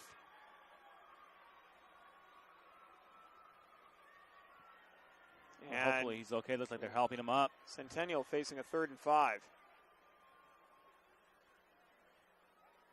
Yeah, they are. Sanchez. Trying to put some weight on this. Yeah, his right leg, but he's not. So now Centennial's really dipping into the depth chart here as they're going to trot out C.J. Bynum, who's a junior at 6'3", 295. But now we're at your 3rd string left guard if you're the Huskies. So now will protection be an issue here for Centennial if they want to go to the air attack? Well, and it looked like Sanchez already had that right ankle taped, so it could be that he just stepped wrong on an already injured limb, and that proved to be too much. But he has helped off the field, and the Huskies back ready to go offensively. Weber going left to right, taking his time with the clock stopped after the injury timeout. Checks the wristband for the play. He's going to throw. The pass is complete, and on the second effort, and probably a tackle from the backside, propels Barry Ware across the 30. Is that enough for a first down? We're going to get a measurement. It is. No, it is a first down. He did get it. Great job by Ware, keeping those legs moving. Yeah, and then we got tackled from behind. He ended up getting propelled forward about 3 yards and got the first down. Clock starts up again, 2:44 and counting. Handoff up the middle. This is Rankin, who takes it to the 33 for a gain of 3. Starting to get into a little tempo here, a little tempo offense going here for Centennial. Well, they got a long way to go still. They still have 2 timeouts they can use, do the Huskies, but they're trying to save them here. Weber's going to throw. There's a catch, Crevichet. He's got a first down for a gain of 10 to the 43-yard line. It's those high percentage possession passes more in the middle of the field as opposed to fades down the sideline where you really have to have pinpoint passing. And I was about to say they haven't really worked the middle of the field. And one time they tried to work the middle of the field, it was going to go for a big completion, big yardage, and it was deflected at the line of scrimmage. Yeah, by Michael Hutchings. Here's Weber. He's going to keep it. Nice play. Cuts upfield. Great cutback and then slips, but gets another first down to the De La Salle 46-yard line. And now you're starting to see this Centennial offense get going here, rolling offensively. 2:08 remaining in the half. And now we got a whistle, and De La Salle is going to use their final timeout. And Coach Laddister really good about calling timeouts when he needs to. When he starts seeing his defense break down, he pulls them back in and says, hey, guys, let's get it together, make some adjustments, and go ahead and get this stuff. Let's go ahead and stop this. Let's stop the bleeding. So doesn't wait. Does it automatically. You're up 28-0 with 2:08 left. If I was a coach, I'd say, you know what, let's go ahead and try to figure out a couple more plays. Coach Laddister right away calls a timeout, said, let's go ahead and talk about it. Well, you know, and you realize as well, if you're De La Salle, yeah, you're up by 4 scores, and Centennial's defense has not been able to stop you really yet. You've only stopped yourself with that fumble by Williams. That was the only time really De La Salle has given up the football. But you don't want to let an offense that you've had down that can really explode, get going right before the end of the half, score, and then take that positive feeling into the locker room, even if it's still a 21-point gap and you're well in front.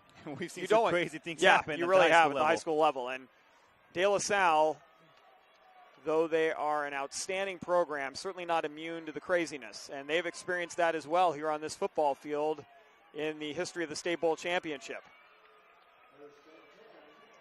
1st and 10 at the De La Salle 46-yard line. Now De La Salle, cover 2. Yep, and they're getting into the middle with the linebackers who are about 7 yards off the line of scrimmage. 2:08 left in the half. Centennial with 2 timeouts left. De La Salle out of timeouts. Weber is going to run the option to the right. He keeps it himself and dives to the 39-yard line. He was already down, the ball loose on the turf, and grabbing it was Buckley, but Weber was already ruled down after a gain of 7. Clock continues to wind. We're down to the 150 mark in the first half. Rankin in the game. He's to the right of Weber in the backfield. 2 receivers to either side. The ball at the right hash. The snap. Weber looking to throw. He's going to throw. He's got Ware open at the 25. Ware is going to be down at the 24-yard line before he's driven backward. Forward progress will give him a first down easily. Nice pass by Weber, who can really put some mustard behind it when he needs to. Well, they brought the slot receiver into the inside, which moved the safety over the top, and opened up Ware on the outside route. 1:30 to play. Rankin up the middle. He's inside the 20, spins away from a defender to the 10, the 5, and knocked out of bounds. Let's see where they spot it. They're going to give him the ball at the 2. 1:23 remaining in the half. And here you come Centennial, right before the half, trying to get something going here offensively, starting to roll. This is more like what the Huskies fans have seen all year from their offense. Weber on 1st and goal. Takes the snap. They give to Rankin into the pile. He's going to take it to the 1. And actually not a bad idea by Centennial to do a dive play there, because you don't want to give De La Salle, even without any timeouts remaining, a lot of time to make something happen. 2nd and goal. Clock continues to move. 1:05 left in the half. 28-0 De La Salle, but Centennial looking to make some noise. Weber fumbles the football, picks it up, dives forward, and is down inside the 1. Husky fans have to be nervous. Is that Coach Logan grabbing the bottle of Maalox on the sideline? 3rd and goal inside the 1.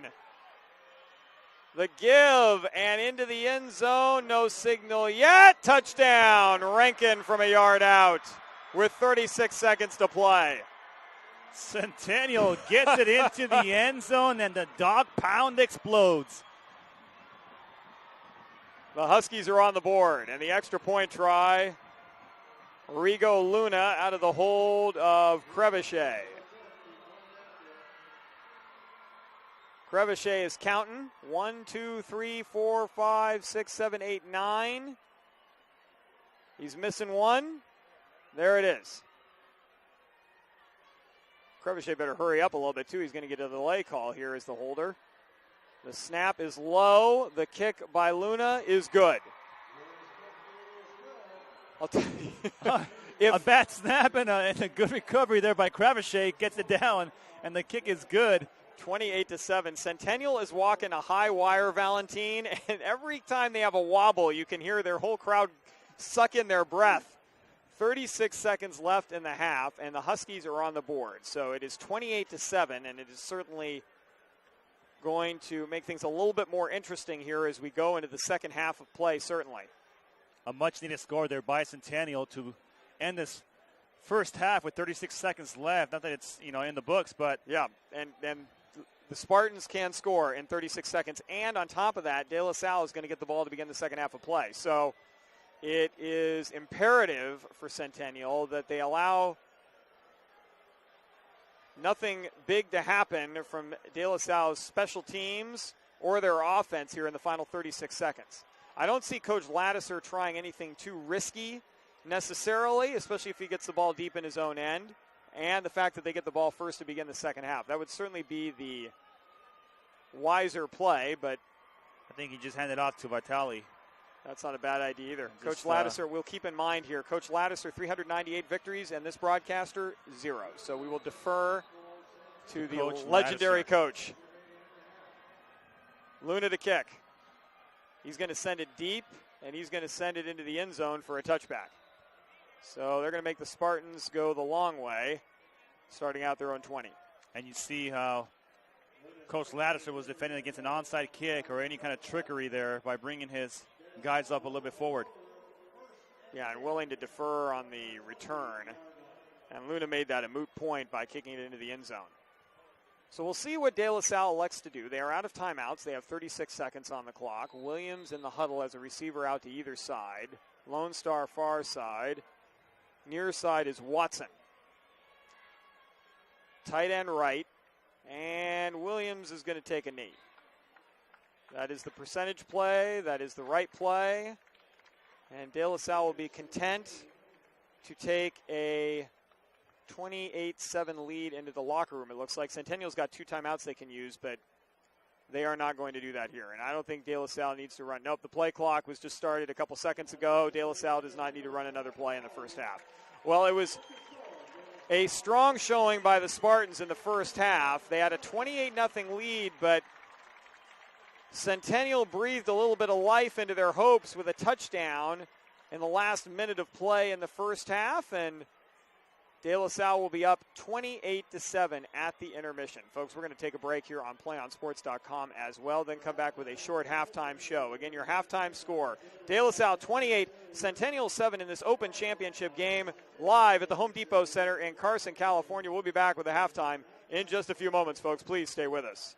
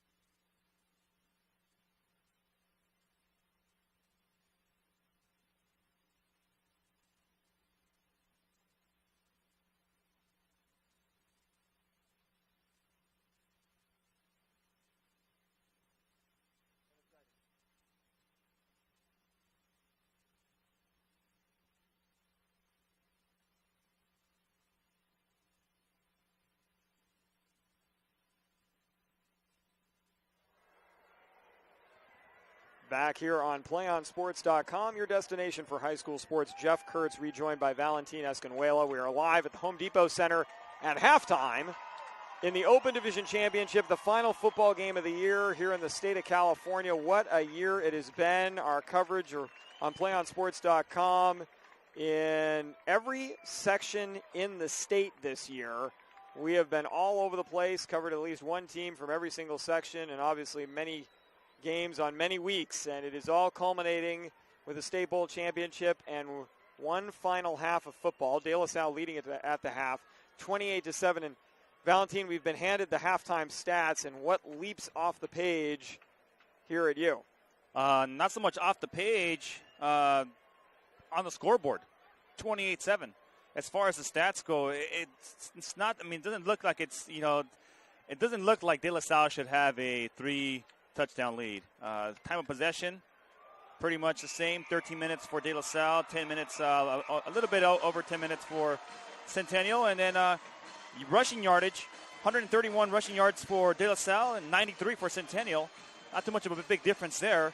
Passing yardage, 66-44, De La Salle in that one as well. Total offensive yards, 197 offensive yards to 137 of Centennial. It's been the mistakes that Centennial has made in the first half where they fumbled the ball deep in their own territory, which allowed De La Salle to go 22 yards and go 18 yards into the end zone for a touchdown. It actually could be a lot worse. Centennial has fumbled the ball 5 times, giving up 2. De La Salle has fumbled 3 times, given up 1. As you look at some of the individual leaders, Tia Pepe Vitale, 14 carries, 91 total yards, 3 touchdowns, including a long of 46. Meanwhile, Robert Weber, 11 carries for 52 yards. Watson and Rankin each have 29 yards rushing. Weber 5 of 11 for 44 yards, and Williams 5 of 8 for 66 yards. So you're right, a somewhat innocuous stat sheet, but the one number that jumps off the page at me is the number of plays Centennial has run. Last week against Narbonne, they ran, between the two teams, 160 plays. 160 plays. And right now, Centennial has run 33 plays and De La Salle 34. So it tells me that if this were basketball and Centennial was a fast break team, De La Salle has been getting back in transition and limiting those fast break points. Or Centennial's trying to slow the pace of the game down. They go from a no-huddle offense, and they've been taking their time on a couple of those plays. I don't know if it's because they're trying to read the defense a little bit better, or if it's because whatever they're doing is not working and trying to figure things out as they get the play going. But Centennial has to come out big here in the second half, and one of the things they have to do here to get back into this game is get a 3-and-out here on this very first possession against De La Salle. You scored in that first to end that first half of play. Get going here defensively to go ahead and transition into your offense right away. Yeah, or if not a 3-and-out, certainly limit De La Salle and win the battle of field position. Get the ball back around your own 20, 25-yard line. And ultimately, actually, regardless of where you get the football, keep De La Salle out of the end zone. Because on 4 possessions, obviously De La Salle has scored. They got 28 points on the board. On a 5th, they fumbled the football away. So the punter has been a pretty minor role for De La Salle season long, and certainly here tonight. And the reason why I say 3-and-out, Jeff, is because you haven't done it all game long. So if you do it here in the second half of play to begin the second half, you get a 3-and-out against a tough De La Salle offense. You talk about putting momentum on your offensive side to get the ball back on the punt. Allen Marion back to receive along with Michael Hutchings. They are inside their 10-yard line to our right. De La Salle in the white jerseys going right to left. Centennial in the black jerseys going left to right. 28-7, De La Salle leading, with Centennial scoring in the final minute of the first half to get that goose egg off the scoreboard. Luna set to kick off. We have the go-ahead from our officials. Our final 24 minutes of football in the 2012 season, and Luna's going to put it over Marion's head into the end zone for a touchback. So Centennial will put De La Salle at their own 20-yard line and force the Spartans to drive 80 yards, which would be their longest drive of the game if they're able to pull that off. And that's a great start already to the second half of play. You go ahead and make them work from the 20-yard line, make them go 80 yards. Lone Star far side. Buckley near side. Tight end to the right. Split backfield for Williams on first down. 8 in the box for Centennial. The handoff running to the left-hand side. That's Vitale, who's going to take it to the 22-yard line, a gain of 2. Tackle on the play by Anthony Yim. Nice play by Anthony Yim, the middle linebacker, coming in and reading that play to the left side, near side of the field, and making a nice big tackle. De La Salle at the left hash with a 2nd and 8. Same formation. Tadlatasi to the left, Vitale to the right. Tight end right. Receiver either side. Williams is going to take a 3-step drop. Now 5, go for a hitch and go. Nice coverage by Centennial. Great jam, Gavin Andrews. Textbook coverage on Buckley. Didn't bite on the fake and even had a step on Buckley. And it was a good thing for Williams that pass was overthrown. And that was impressive because Buckley has been running those 5-and-out routes. And there he pretended he was going to run a 5-and-out and took off down the line. And step for step was Andrews with him. Yeah, step plus. Step Who's out plus. in front of him. 3rd down and 8. Buckley going to go to the far side with Lone Star in the slot. No receivers to the near side, but a tight end left. In the shotgun with a back to either side is Williams, about 5 yards deep. Williams drops back. He's looking to his right. He's throwing to his right. He throws high, and Andrews almost has the pick. And there's your 3-and-out, Valentine. 3rd down and 8 turns into 4th and 8. We're talking about a 3-and-out. How great would it have been for a pick, and then if he picks that off, Jeff, it's a pick 6. There's nobody on the far side of the field. It was a single receiver on the far side. So Chase Crevichet back to receive this punt. Standing at his 45-yard line, quick snap, the punt away. Last time Crevichet called for a fair catch and fumbled it. This time fair catch, and he falls on it at the 39-yard line. That was a little dicey. But Centennial's got the football, and their fans starting to make a little bit of noise here. And Centennial is making the game a little bit more interesting, and especially so if they can score here. 28-7. This is a team that averages 542 yards per game and had just 137 in the first half. If I'm Coach Matt Logan here, I'm sending Crevichet or Ware down the field for a big play here on the first play from scrimmage. You're going to take a Why shot not? deep. Now, it has not worked for Centennial in this game, those long passes. Is it better maybe to go higher percentage and work your way down the field and get a score as opposed to trying to take 3 big shots deep and not connecting? I think you take a shot right here with one of your receivers. Take one, run a cross route, run a post route.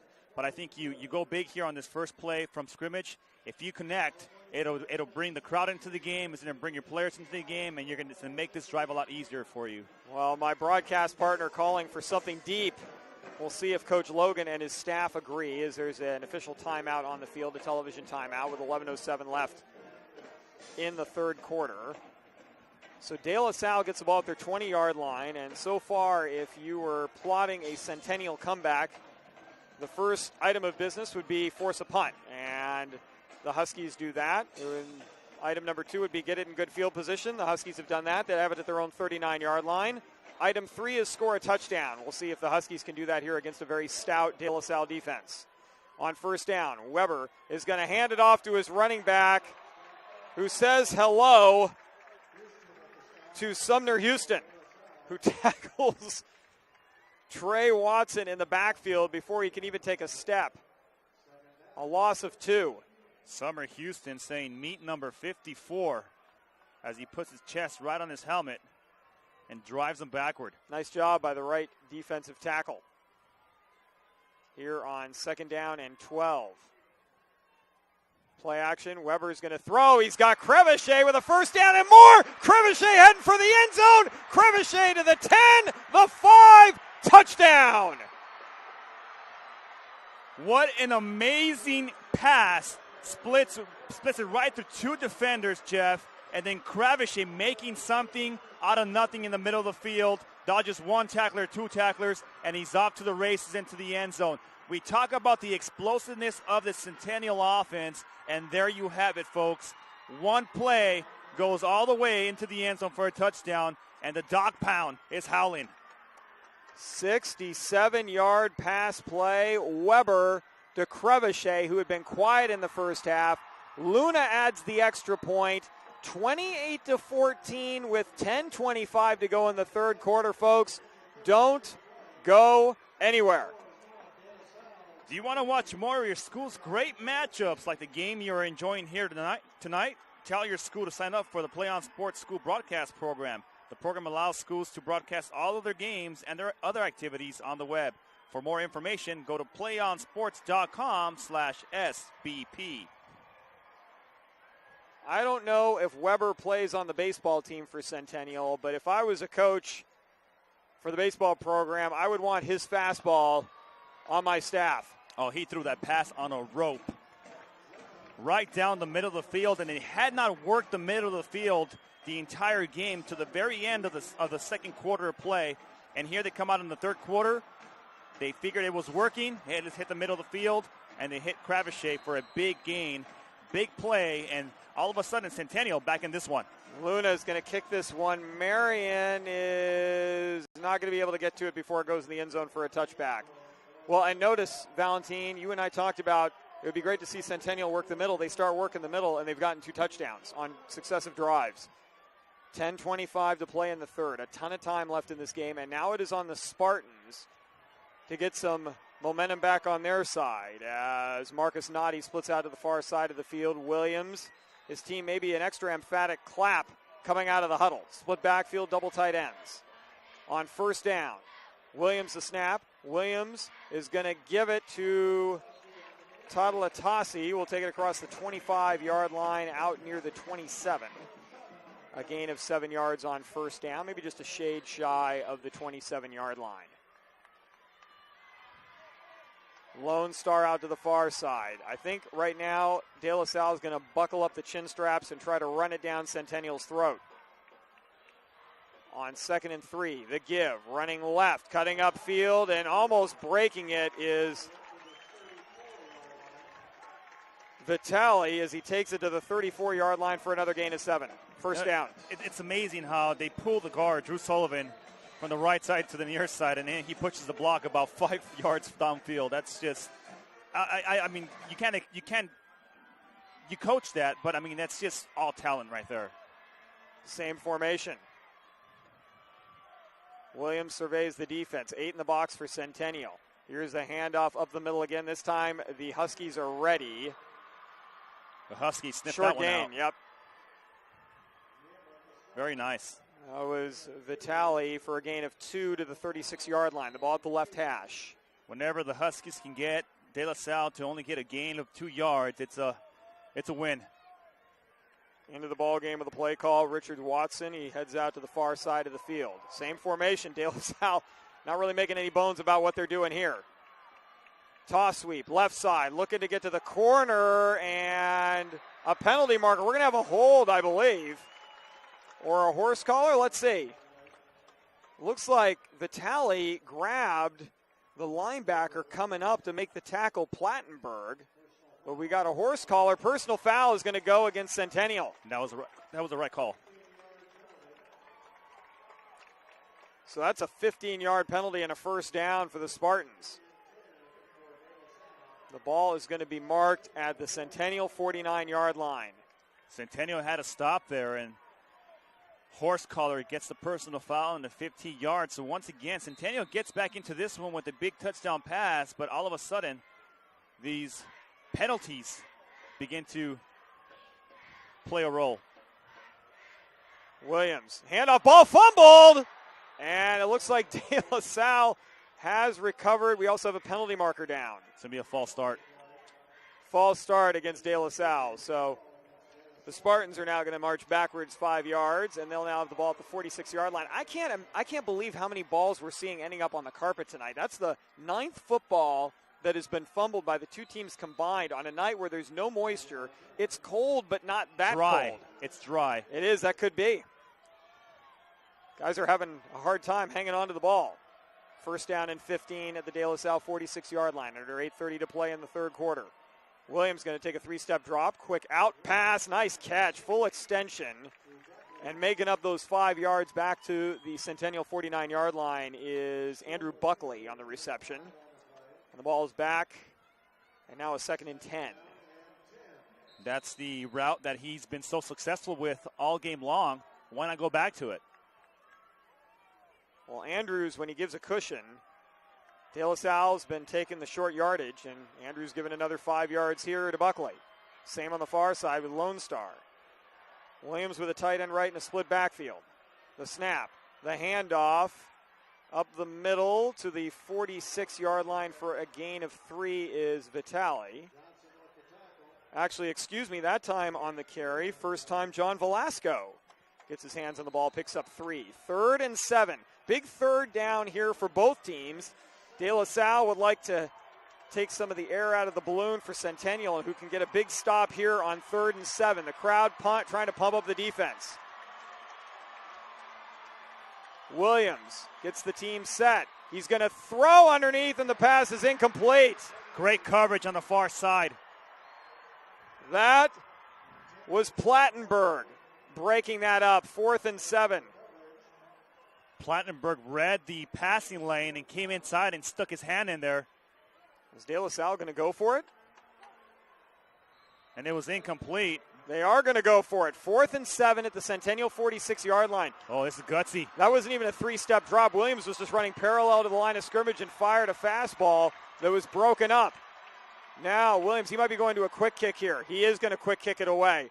Nice punch. It's going to go inside the 10, inside the 5, and die at the 3. Beautiful Great kick. Quick kick by Chris Williams. Great kick. Well, Centennial accomplishes what they want. They force De La Salle to give them the ball back, but now the Huskies have to go 97 yards, and there's 7:04 remaining in the third quarter, trailing 28-14. Deep in their own territory. It's going to be tough to get it out of here against this De La Salle defense. Well, and now it's on the defense, which has given up an average of 11 points a game all season. And now the Spartans have to step up and start making some plays. They've allowed 2 touchdowns here on the last 2 times Centennial's touched the football. And it just takes one play from the line of scrimmage to take you downfield, and Centennial can do that. Centennial can do that. They're only down 2 scores now, so you know the kids on the other side of the sideline are pumped. Centennial is pumped. They scored against a tough De La Salle defense that only allows 11 points per game all season long. They've already put 14 up. They're 3+ what De La Salle allows. So they know they can compete against this De La Salle squad. If they can keep that momentum on their side, it's gonna get crazy here tonight. Folks, we have heard a Twitter rumor, and you know how those can be, but a Twitter rumor that actor Jim Caviezel of Passion of the Christ fame is down the sideline doing some character research because he might be playing Bob Lattiser in the upcoming film based on the book about the De La Salle Spartans that you can get on Amazon.com, and I am not shilling for that necessarily, but that might be a good stocking stuffer at this time of year. We got that from Prep Feed. So Twitter, a good source of information, and Hollywood has come to the De La Salle sideline here tonight at the Home Depot Center. Not but a short drive from the Hollywood Hills. Well, Hollywood is usually here every single year. We tend to see celebrities in the house. Snoop Dogg has been here a couple times. When Long Beach Poly, his alma mater, has played. They played yesterday, fell to Granite Bay 21-20. Then he was supporting a Crenshaw team that he had coached in youth football leagues. Played this very De La Salle team a few years ago in an open championship that started De La Salle's run of 3 straight. D'Anthony Thomas was on that squad, who's not at Oregon. Now, Centennial starting at their own 3-yard line. Weber standing in the end zone, going left to right on first down, takes the snap. He's going to throw. He's going to throw quickly, and he's going to throw a little wide of his receiver, Devontae McNeely, on the far side. But that pass is open. If that was on target, McNeely is there. And Barry Ware had single coverage on the outside, one man on man, and he had him beat by about 2 steps. 7 minutes to play in the third. A ton of time left in this game, and Centennial is making it interesting right now. 2nd down and 10 from their own 3. Weber taking his time. No need to rush here. The clock stopped and a lot of time to play. He's got it back to his right and a receiver to the near side, the short side of the field. Play action. Weber looking to throw. Has all day. Throws across the middle. Crevichet the catch at the 30. And he is wrestled down. Fumbles the football. And it is recovered by the Spartans at the 38. They held him up and stripped it. Another turnover forced by De La Salle. Frustration on the far sideline. A big play. But a great recovery. And another drop ball. And De La Salle now with a short field once again. They just spun Crevichet around, and the momentum caused the ball to fly out of his hands. It wasn't even punched out. Here's Williams back to pass. He's looking for a deep ball. He's got a man wide open at the 15. Lone Star, the 5. No signal yet. Touchdown. And that's what you do. You get a fumble recovery, and then you go deep. You go for the big play, and once again, De La Salle capitalizes here tonight. And now they are up 34-14 to await the extra point kick. What a turnaround. Centennial makes the big play after scoring 2 touchdowns. They fumble the ball on the play, and De La Salle just needs one play to make them pay. Extra point trying to make it 35-14.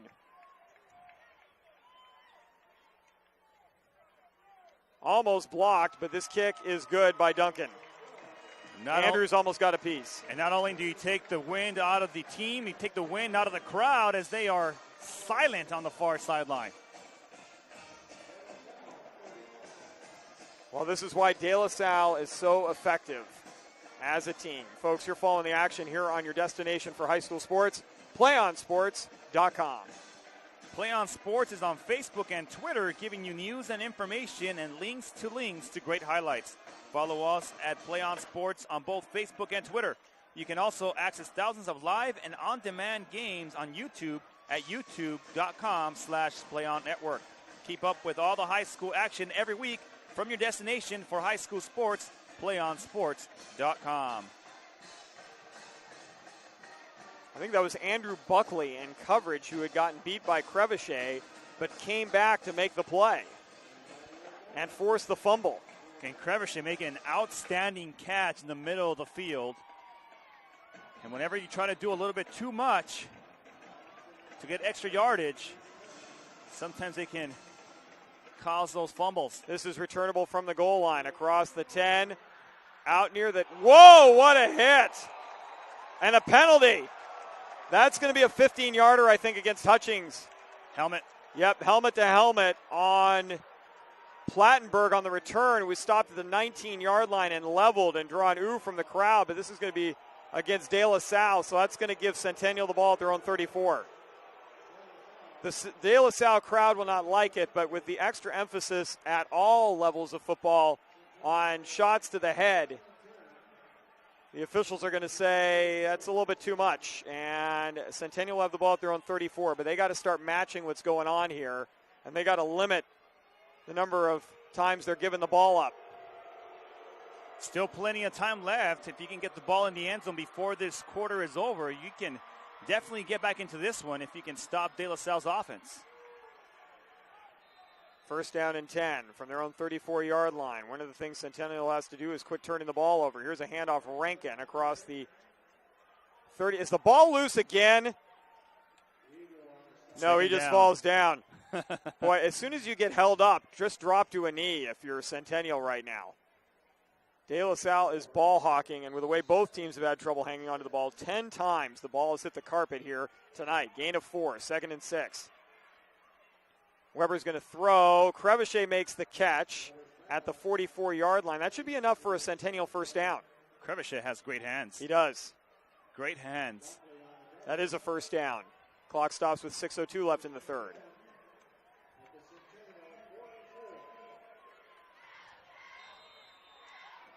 Back to the right of Weber in the backfield with 4 receivers. Weber's going to throw. He's looking deep and almost pulled in by Pascarella, who I think cut off his route a little too flat. If he'd kept going down the field vertically instead of moving horizontally, Weber would have hit him in stride. Instead, 2nd and 10. Well, they're working that middle of the field again. That seems to be the open spot against this De La Salle defense right now. Only one safety. 2 linebackers. 5 defensive backs and 4 down linemen. Weber on second down. He's going to throw. He's got him. There's Pascarella. That's going to be enough for a first down. Pascarella takes it to the De La Salle 31-yard line. That time he didn't flatten out. He kept going vertically, and he gets the first. Well, you see what Centennial did there. Now they moved Crevichet and Ware to the same side, which means that they got to have double coverage on the right side. Opens up Pascarella on the near side. Pascarella now with Crevichet on the near side.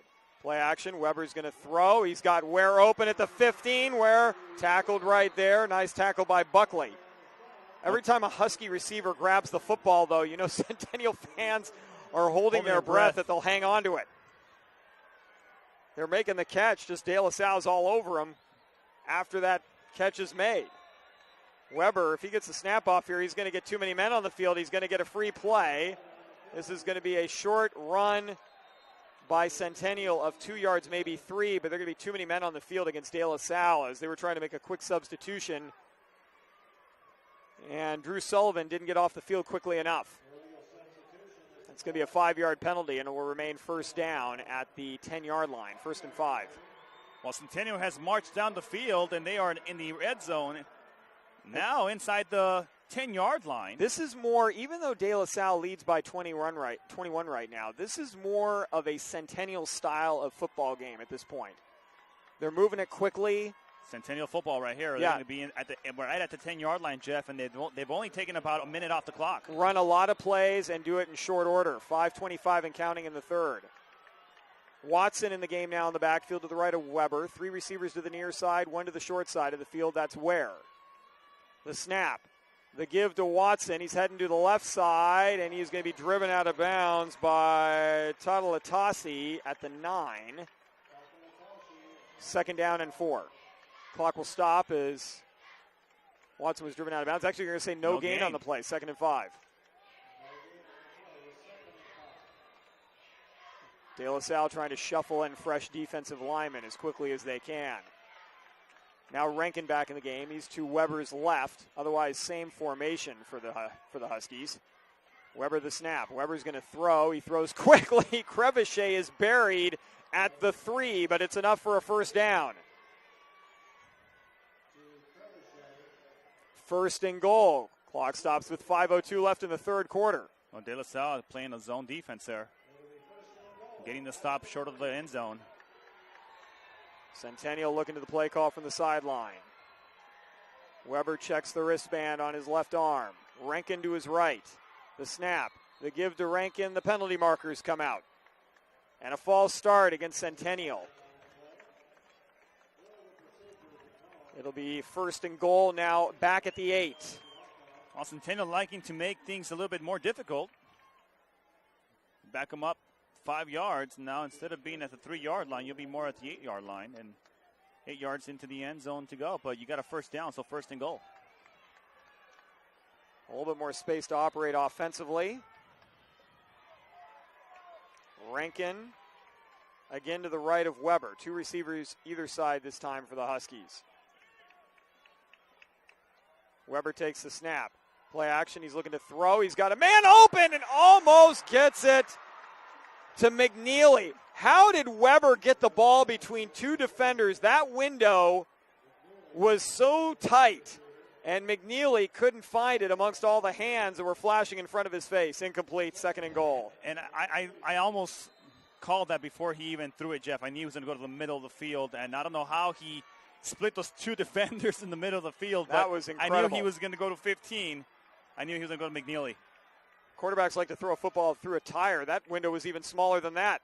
Here's Weber. He's going to throw to Ware, and Ware can't pull it in on an out pattern in the end zone, and now it's 3rd and goal from the 8. And I got to think this is 2-down territory for Centennial. At this point, I think you have to. 4:38 left here in the third. You can't afford to get to 3. You got to get 7 here. Certainly within Luna's field goal range. The kid's got a great leg. If Centennial doesn't get another yard, they'd be looking at a 25-yarder. But 35-17 doesn't help you that much. 3rd down and goal from the 8-yard line. The snap. Play action. Throw. Pass. And a little behind the receiver, Pascarella. Incomplete. I think if he throws that pass in front of him, he gets called. He would have gotten called for the pass interference. But that ball was behind him. Instead, Allen Marion, nice coverage, and it's 4th and goal. And Luna, at the moment, is staying on the sideline. Big play here for the Huskies. And De La Salle is going to call a timeout. De La Salle calls a timeout to go ahead and get ready defensively, and this gives an opportunity for Centennial to go to the sideline and for Coach Matt Logan to call his best play. At this point, against a De La Salle defense, you have to call the best play in your playbook from 8 yards out. Well, Crevichet, certainly a great option.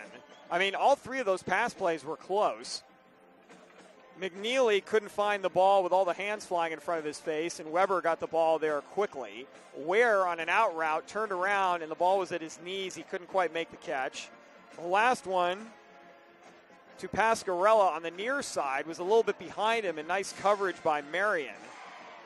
And the only pass they threw to Ware was to the far side on maybe a quick out route. Maybe you fake the fade to the corner with Ware and then cut him back into the middle. I mean, with a big body, Ware at 6'3", 190 pounds can probably get the defender on his back and make the catch. And I was surprised that they didn't go to a fade route with Ware on the outside. Well, I say fake it. I mean, they just did the out to Ware. Why not fake the fade to the corner and as he fakes to the left, then have him cut back to the inside of the defender?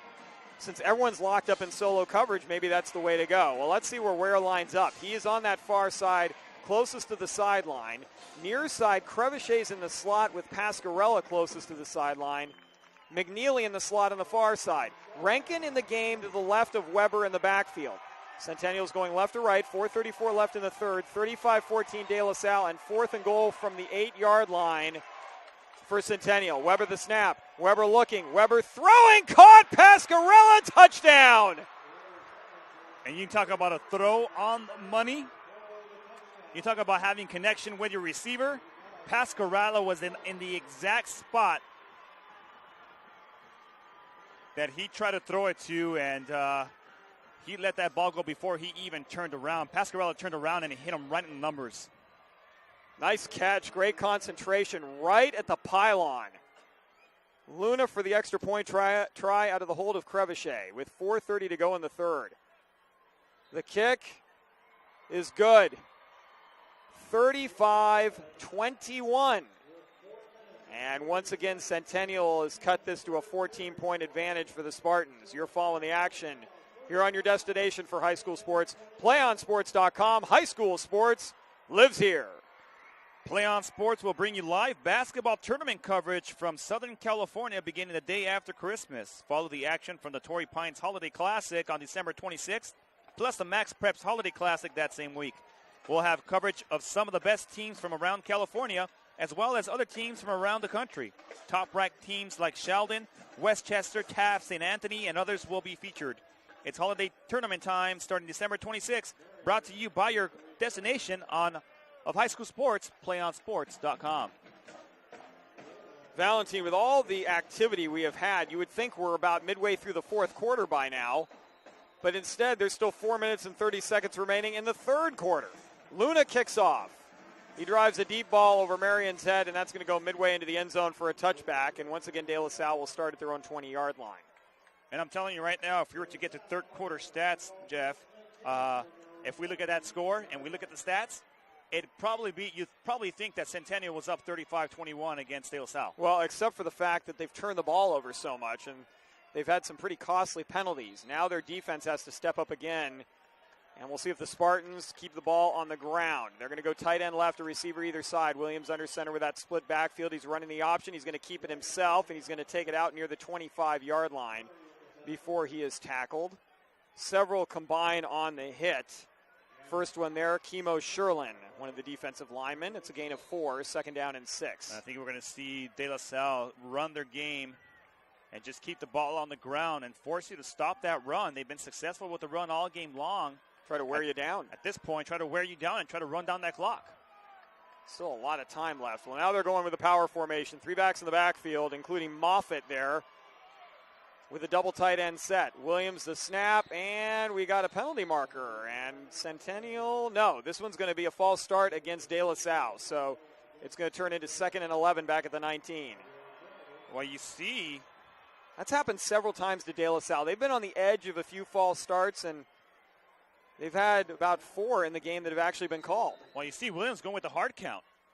You see him going with the hard count, and he's beginning to throw his own players off guard. I can't recall ever seeing a De La Salle team in this State Bowl championship, and I've covered many of them, that have had this many false start penalties at this point in the year.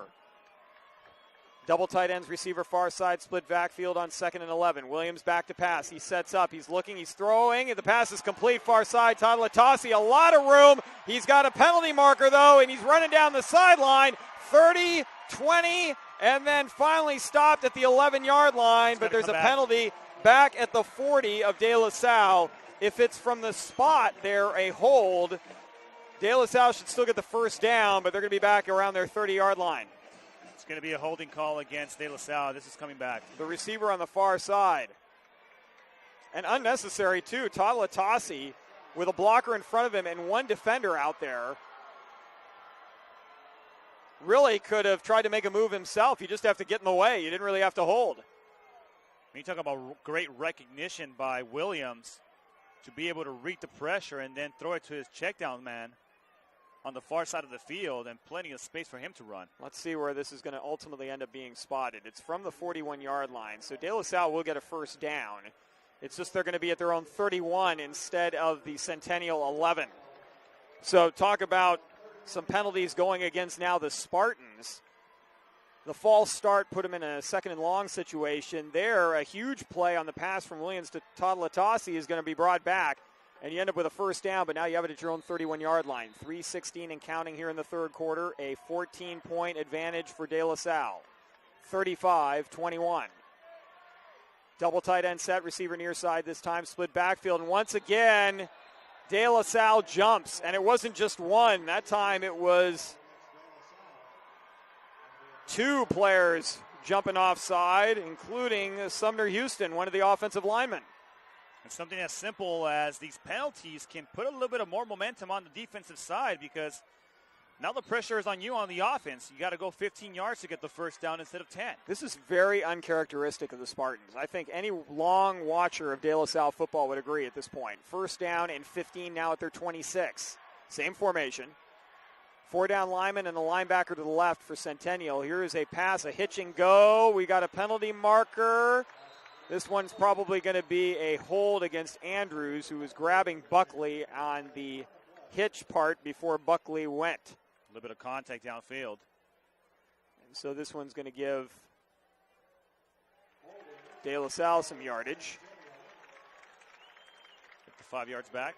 Well, let's see. It's going to be 10 yards from the line of scrimmage. And so De La Salle will now have it at the 36-yard line. So all the yards back and forth here, all coming on penalties. 2 against the Spartans, 1 against Centennial, and it's 1st and 5 at the 36-yard line. 2:41 to play in the third. Williams gets the line set. Quick snap, quick handoff up the middle. This is going to be enough for a Spartan first down to the 44. Nice run by Vitale. It's a gain of 8. You see how he's so hard to bring down. I mean, so hard to be able to wrap around him. Well, lowers his shoulder pad level and just runs forward. 5'10", 203 pounds. That is all solid right there and tough to bring down. The snap. Williams running the option. He's going to keep it himself. Cuts up field, breaks a tackle, and then breaks another tackle, and then is finally dropped at the Centennial 41-yard line. He's not very easy to bring down either. I think he may have even run out of his shoe. He did, and he comes up limping a little bit. Well, no wonder he got tackled without a shoe on. You weren't kidding. Williams he did run out of his shoe. I think they're going to bring Williams to the sideline so he can put his shoe on. And Buckley is going to come in, as is Michael Hutchings. So is Hutchings now running the quarterback spot? No, it's going to be Todd Latasi. So Hutchings is going to be in as a running back. Todd Latasi is going to take the direct snap on 1st and 10 and run right behind everybody, try to bounce to the outside, and he's going to be stopped at the 39-yard line for a gain of 2, 2nd and 8. Let's go Wildcat. Meanwhile, Williams has got that shoe on. Clock stops with 1:48 to play. I'm not sure why. There we go. We're winding it up again. Williams is back in. 2nd down and 8. Well, if you're Centennial, you want to get a big stop here. You do not want to let them get a first down. Still 3rd quarter. Double tight ends, receiver far side. And now we got Centennial jumping into the neutral zone. That was Cameron Hunt, who just came in for Chemo Sherlin and got a little over anxious.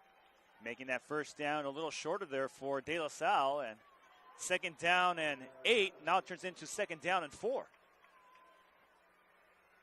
Make it 3. Yeah, down at the 34-yard line. 1:25 and counting here in the 3rd. Buckley to the far side.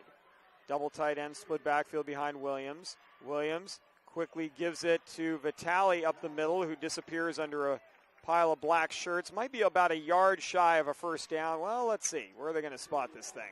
Depends on the spot. It looks like he was maybe a little bit short. Yep, about a yard. They're going to give him 3rd down and 1 at the Centennial 32-yard line. Lone Star now in the game. He's out there to that far side.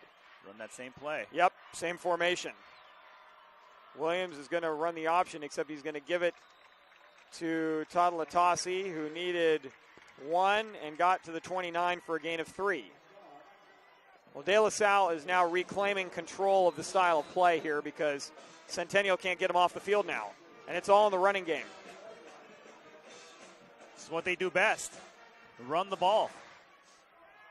Noddy now in. He's to the far side. Otherwise, same formation. 30 seconds left in the 3rd quarter.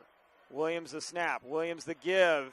Vitale up the middle. Keeps the pile moving inside the 25 down around the 23-yard line for a gain of 6. Just keep taking it right up the A-gap. Has Vitale lost yards on any run? I mean, I haven't even seen him get hit behind the line of scrimmage. De La Salle's just going to let the clock wind down here. 5 seconds remaining in the 3rd quarter, and we will turn to the 4th. Well, it was a 21-point advantage for De La Salle at halftime. Now it's 14. The question is, does Centennial have enough left in the tank to make up a 2-score deficit? We will see here over the final 12 minutes of play. You're following the action here on PlayOnSports.com, your destination for high school sports. PlayOn Sports is on Facebook and Twitter, giving you news and information and links to great highlights. Follow us at PlayOnSports.com on both Facebook and Twitter. You can also access thousands of live and on-demand games on YouTube at youtube.com/PlayOnNetwork. Keep up with all the high school action every week from your destination for high school sports, PlayOnSports.com. PlayOn Sports will bring you live basketball tournament coverage from Southern California beginning the day after Christmas. Follow the action from the Torrey Pines Holiday Classic on December 26th, plus a Max Preps Holiday Classic that same week. We'll have coverage of some of the best teams from around California, as well as other teams from around the country. Top-ranked teams like Sheldon, Westchester, Taft, and St. Anthony's, and others will be featured. It's holiday tournament time starting December 26th, brought to you by your destination for high school sports, PlayOnSports.com. Jeff Kurtz next to Valentin Escanuela. Our producers today, Megan Coffey, Manny Nunez, Dan Stewart providing all the video. Danielle Drummond running our Twitter feed. And folks, invite you to become a subscriber to that Twitter feed. We've also been posting highlights as they've been taking place over the course of the game. So you want to see some of the 3 touchdowns that Tia Pepe Vitale has scored. Want to see a couple of those passes from Weber to his receivers for touchdowns? You can catch them. Just go to our Twitter feed, PlayOn Sports, at PlayOn Sports, and subscribe to that. And you can get those highlights right there as we now move to the final 12 minutes of play of this 2012 football season. De La Salle with the ball and a 2nd down and 3. Make that 4 at the Centennial 23-yard line. De La Salle now going left to right. Well, Centennial needs a big defensive play here in order for them to get back into this game at this point. De La Salle is running the ball very nicely here, very methodically too, trying to take as much time off the clock as possible, getting 3 yards here, 4 yards there, 5 yards here, and a first down, and they keep moving those chains downfield. But Centennial's got to put a stop to this. Tyler Duncan warming up for what could be a field goal or perhaps an extra point try on the near sideline. Certainly 3 points would help De La Salle as well. It makes it a 3-possession game. But you know the Spartans are thinking touchdown. They have 3 rushing touchdowns from Tiapepe Vitale. Williams has got a touchdown rushing and 1 through the air, connecting with Austin Lone Star. Now De La Salle as we begin the fourth quarter with a 2nd and 4. Williams takes the snap. He's going to give it on a dive, and we've got a penalty marker. And is this another false start against the Spartans? Wow. Well, I know this is the last game of the year, but I don't know. I get the sense that the Spartans coaching staff might grab everyone who's a junior down and bring them in for a film session tomorrow. This is the good thing here for Centennial as they get backed up another 5 yards, 2nd down and 9 now. So if you can hold them here for a short gain and then get a stop on 3rd down, you might get this ball back. 2nd down and 9. The ball at the 28-yard line of Centennial. Williams fumbles the snap, picks it up, then cuts upfield and gets the 1st down. Wow. To the 12. Another ball on the ground in this game, and Williams picks it up and runs by a surprise Centennial defense for a 1st down at the 12-yard line. And this is when you know that everything is going right for you tonight when you're De La Salle. Put the ball on the ground, pick it up, and then take it for a 15-yard gain. Why not? Just like they drew it up in the huddle. Yeah. Williams waiting for the play call coming in from the sideline. DJ Moffitt brings it in, which usually speaks to a power formation.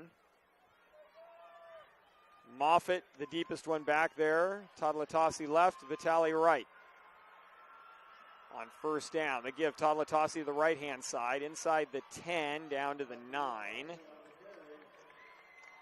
Another 4 yards there, Jeff. Just like that. Well, this would be big for De La Salle to get back on top by 21 points. I mean, I know Centennial can score quickly, but it's going to be very difficult for Centennial to get 21 points themselves and hold De La Salle scoreless the rest of the quarter. This time, Todd Latasi right. And he's going to get a toss sweep to that left-hand side with 2 blockers acting as a convoy. Tries to bounce to the outside, cuts upfield, and will be tackled inside the 5. Vitale and Moffitt were providing the lead blocking. Nice corner contained by Centennial. Forced Todd Latasi to go a little bit wider than he would have liked. The ball just inside the 5. 1st down inside the 3, so 3rd down and about 2. It's a long 2, though, just short of 3 yards. Great protection there on the outside on those blocks. Not holding. Just keeping their guy, their defender. Moffitt now out of the game, double tight ends. Vitale right, Todd Latasi left. Williams gets him set. Now he's going to run the option. Late toss. This is an end zone shot for Todd Latasi, and he's in. From 5 yards, De La Salle back in front. 41 to 21, excuse me. They are 1 point away from another 21-point lead. And did you expect anything less from De La Salle? As they move the ball up forward and they put it in the end zone again. Extra point try from Duncan. The holder was Matt McSweeney. He gets it down, and Duncan puts it through. 42 to 21. The Spartans have doubled up Centennial with 10:51 to play in this Open Championship game. Well, they average 40 points per game. They got 42, Jeff, against a tough Centennial defense. If you look at the stats through 3 quarters, Centennial 299 yards, De La Salle 323, but it's the fumbles. Centennial has fumbled 7 times, lost 3. Now De La Salle, after that Williams one, has fumbled 4 times and only lost 1. And that's really the big difference in this game. Time of possession, 21 minutes for De La Salle. Centennial now 14. And not so bad for Centennial that they've only got the ball for 14 minutes through 3 quarters, because they do score quickly. The issue is that De La Salle has controlled the ball so much. Well, it's really hurt the Centennial Huskies on the defensive end. And when we look at their turnovers, they dropped the ball 7 times. They've given it up 3 times out of those 7 times. And we have what kind of score? Yeah, 42-21? 3 possessions. Yeah, How about 3 possessions, huh? An easy math equation right there, folks. Vitale through 3 quarters, 19 carries, 116 yards, 3 touchdowns. Williams has a touchdown rushing. Now Todd Latasi has a touchdown rushing. Well, Centennial, it's going to take a yeoman's effort at this point to make up 21 points against De La Salle, and not so much from Centennial's inability to score 21 points in 10 minutes and 50 seconds. They could do it. It's really to hold De La Salle at this stage. You get a few opportunities to do that a game, 2, 3, and Centennial's window on that may have slammed shut after that third quarter. But they will get the ball here, and they got to match the Spartans. That's the first step. And they need a lot of points, and they need them in a hurry. Duncan to kick, 2 back to receive, inside the 5-yard line. Duncan certainly has the leg to put in the end zone, and that's exactly what he's going to do. Boy, that didn't really take much effort at all. It almost landed beyond the back of the end zone. So Duncan shows off his leg and kicks it 68 yards on a low-line drive as well, and Centennial's got to go 80 to get a score. Well, you don't want to give Centennial any kind of opportunity to try to bring this ball back, and next thing you know, you got to run back for a touchdown, and you're only down 2 scores if you're Centennial. Well, the key play in this game might have been Crevichet when Centennial was down by 14, catching a pass for a first down, but then fumbling the ball. De La Salle scored a play later and forced Centennial once again to play catch-up. And even though Centennial scored on their next possession, they just burned valuable time. And now we've got a penalty marker that flies in, and it's a false start against the Huskies. And so that'll make it a first down and 15 at the 15.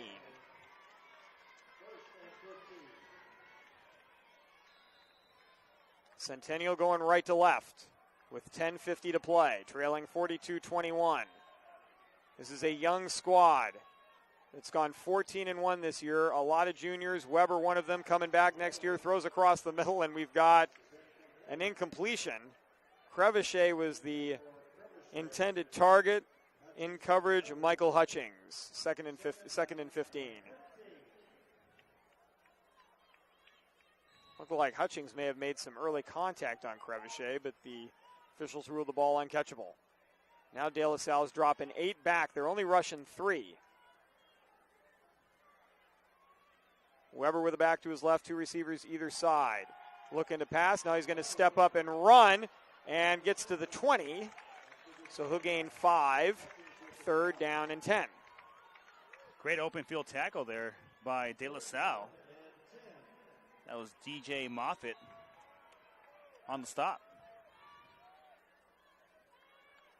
Again, De La Salle dropping 8 back. Almost in a line along the 25-yard line. They've got 6 players. 3 down linemen, 2 safeties at the 33. Weber taking his time. Clock continues to run under 10:10 to play. Weber the snap, Weber the play action, Weber looking, Weber still looking, Weber throws, and Pascarella can't hang on to the ball. Even if he makes the catch, he would have been hit right away at the 22. It's now 4th down, and Centennial's got to go for it here, but they're going to give De La Salle the ball with great field position if they don't convert. Centennial's last opportunity right here, folks. Weber taking his time. 4th down and 10. Now puts Crevichet in motion right to left. So it's now 3 on 4 receivers to backs on the near side. Back to pass. Rolling out. Weber throwing as a man open. Crevichet first down at the 32-yard line. Around 3 white jerseys. Once again, splitting the defenders. Perfect throw to the near side. You can't throw that ball anymore. Perfect in that. Yeah, no kidding. 1st down and 10. The ball at the 32. Your season on the brink, even with what little hope you might have left, and you convert from your own 20. 9:52 left in the game. Weber the snap. Weber is going to throw again. He's going to throw down the field. He's got a man open. Did McNeely grab that? How did he get that catch? It looked like De La Salle was going to deflect it at the 46-yard line. They're 46, and McNeely somehow found the handle. Wow. Well, their safety, Andrew Buckley, eyes wide open, saw the ball coming, and read the passing lane. Here's a fade. Ware is open at the 20. He's got it at the 15, down to the 10. I'll tell you what, Centennial is going to go down fighting. That is for sure. Clock stops with 9:31 left, and it is first and goal Centennial at the De La Salle 9. Well, De La Salle may win this football game, but Centennial's certainly making the road a little less comfortable. Weber with Trey Watson to his left in the backfield. Play action to Watson. He's going to throw as Ware turning around and a little bit too quick, incomplete. One thing that Centennial has done well tonight, their offensive line has protected the quarterback. I mean, Weber's got great mobility, but this is 5-on-4, and last week, De La Salle took a pretty darn good Folsom offensive line and destroyed it. 5 sacks. Weber with 3 to the far side and 1 Ware to the near side, the short side of the field, the ball at the left hash. Watson to the left again. Weber play action to Watson. He's looking. He's got all day. Now he's going to step up and run. He's down to the 5. Third and goal. Heads up play there. They didn't find anyone in the back of the end zone, and said instead of throwing it away or trying to get it, throw a dangerous pass into the end zone and get it picked off, he takes it himself and gets a nice little gain there. 2-down territory for Centennial. Third and goal from the 5. He's going to throw, and the pass could have been picked off. Great read on the far side by Marion, who stepped in front of the receiver Pascarella and then couldn't hang on to the football. 4th and goal from the 5. That would have been a pick 6 for 101 yards there on that one. No doubt. 8:51 to play. I think maybe Marion was thinking about the end result as opposed to the beginning. So now Weber's got to convert. Can Centennial convert on their second straight 4th and goal? 2 to either side. Weber the snap. Weber the throw. Weber the completion. Touchdown, Ware. Well, Centennial's hanging around, that's for sure. 8:46 to play. 8:46 to play. They take 2 minutes and 15 seconds off the clock, and they put it in the end zone. Didn't take long. Well, and Valentine, once again, 4th down situations. A 4th down and 10 from your 20, you convert, and then a 4th and goal from the 5-yard line, and you convert again. The extra point try is good from Luna, and 42-28. De La Salle fans, I know you want to pop the champagne cork in your house right now, but you're going to have to wait a little bit and see what your offense can do. This kid, Robert Weber, I got to tell you, only a junior. Yeah, regardless of the outcome of this particular football game, Centennial is going to be very dangerous in the southern section next year. That is for certain. We could see a repeat here of these two teams in 2013. Oh, yeah. Watson is a junior. Crevichet, Pascarella, they're seniors. But Weber, you got your running back coming back. Weber's coming back. Ware is coming back. I mean, there are a lot of good players that are going to be coming back for Centennial next year. As the same with De La Salle. Chris Williams, just a junior. Todd Latasi, just a junior.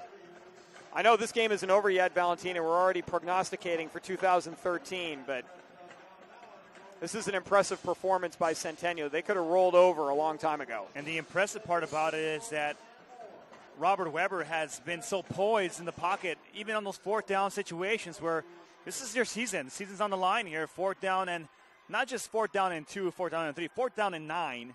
And if you don't convert, your season's basically over because De La Salle, they're going to get it at the 20-yard line, and they're probably going to score. Well, that's certainly what De La Salle hopes for on this. They've got 8:46 to play. They have to hang on to the football and burn some clock. Even if they don't end up scoring on the possession, Valentine, they got to take a good 4 or 5 minutes off the clock here. Or you score quickly and you're up by 21 again.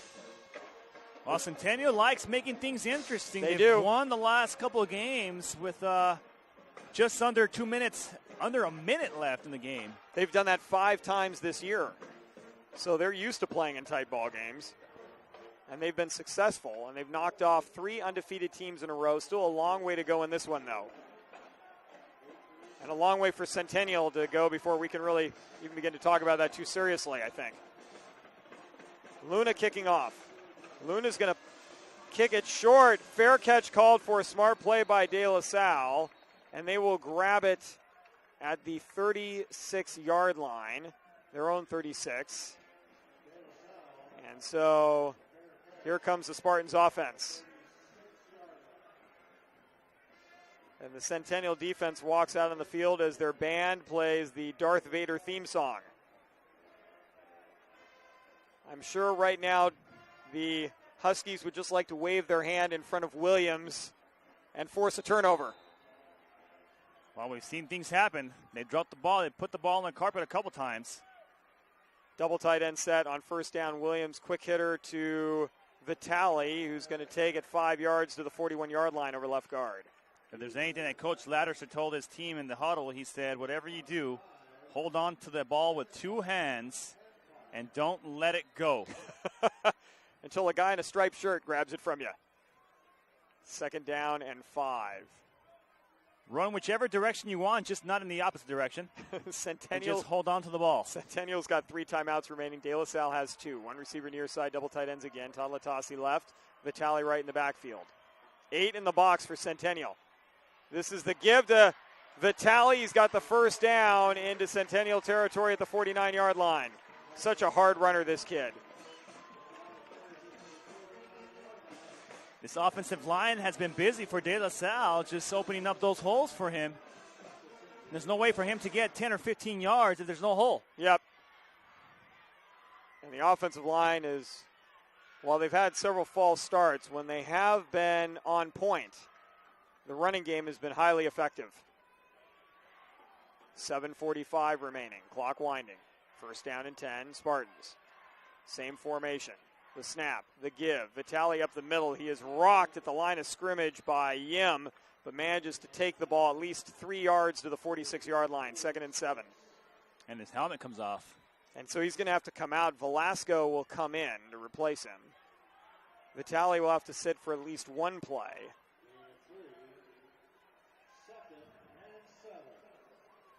Clock stops temporarily and then will be restarted as it's treated like an injury timeout, even though Vitale appears to be okay. They're going to do a quick check just to make sure he's fine, but on the near sideline, he's got to sit for at least one play. 7:15 and counting.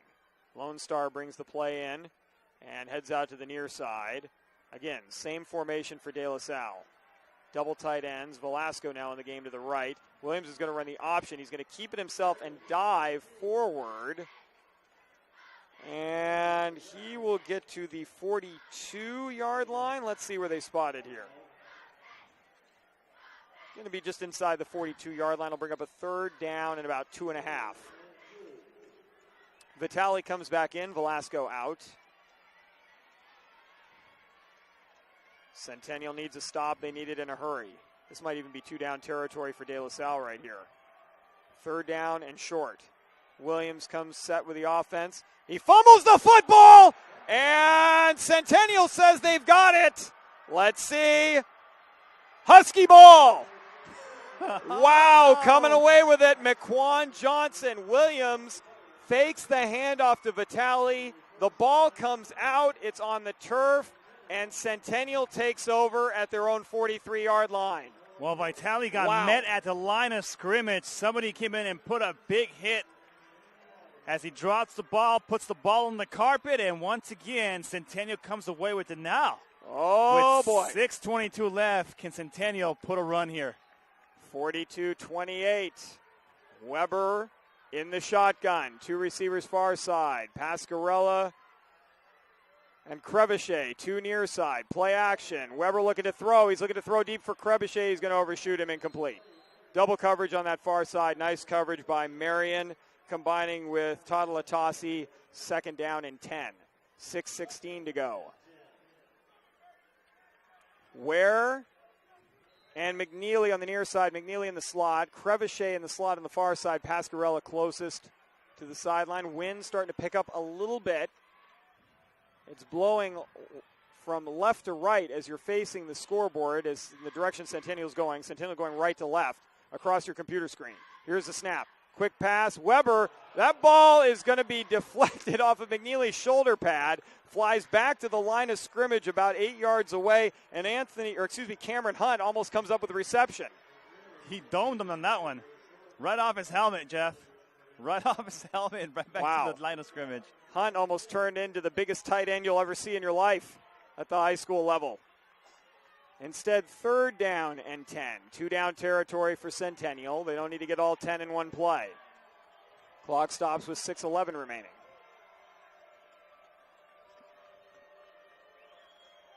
Weber takes the snap. Play action. Here comes the pressure. Weber's going to throw across the middle. Incomplete. It was over Crevichet, Pascarella. Buckley missed on the interception opportunity. 4th down and 10. Nice backside pressure that time. Coming off the edge for De La Salle for one of the few times in the game, Austin Hooper got free. That's a nice matchup against Cameron Hunt at left tackle. 3-down linemen rushing against 4 receivers here. And there's a penalty marker as Hooper jumps into the neutral zone. It's going to be 4th down and 5. And now this changes the play call here.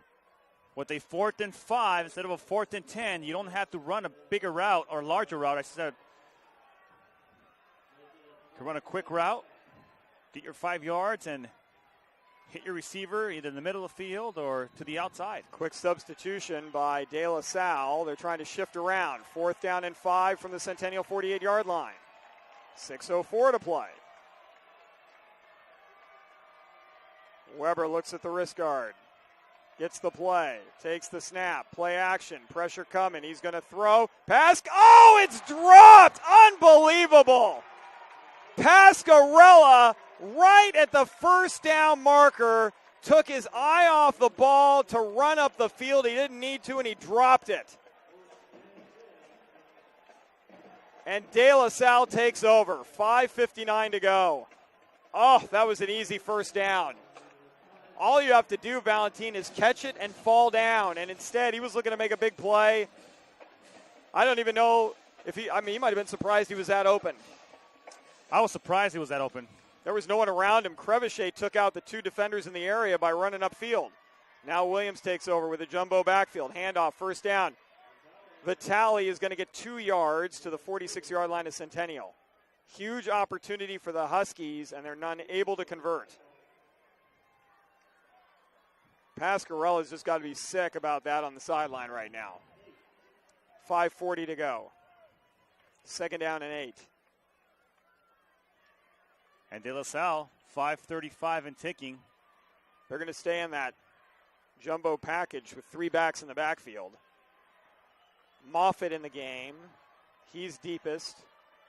Vitale left, Todd Latasi right. Double tight ends. No receivers out there. Toss sweep. This is Todd Latasi. Good pursuit by Centennial. They're going to swarm him at the 44. That's a gain of 2 more. 3rd down and 6. Now the question is this 2-down territory for De La Salle? At this point, I don't think you have to. I think you just pit them back deep in their own territory and force them to go the length of the field with 4:55 left. 42-28 Spartans. Of course, a 1st down certainly helps De La Salle's cause. They got a receiver in there now to the near side.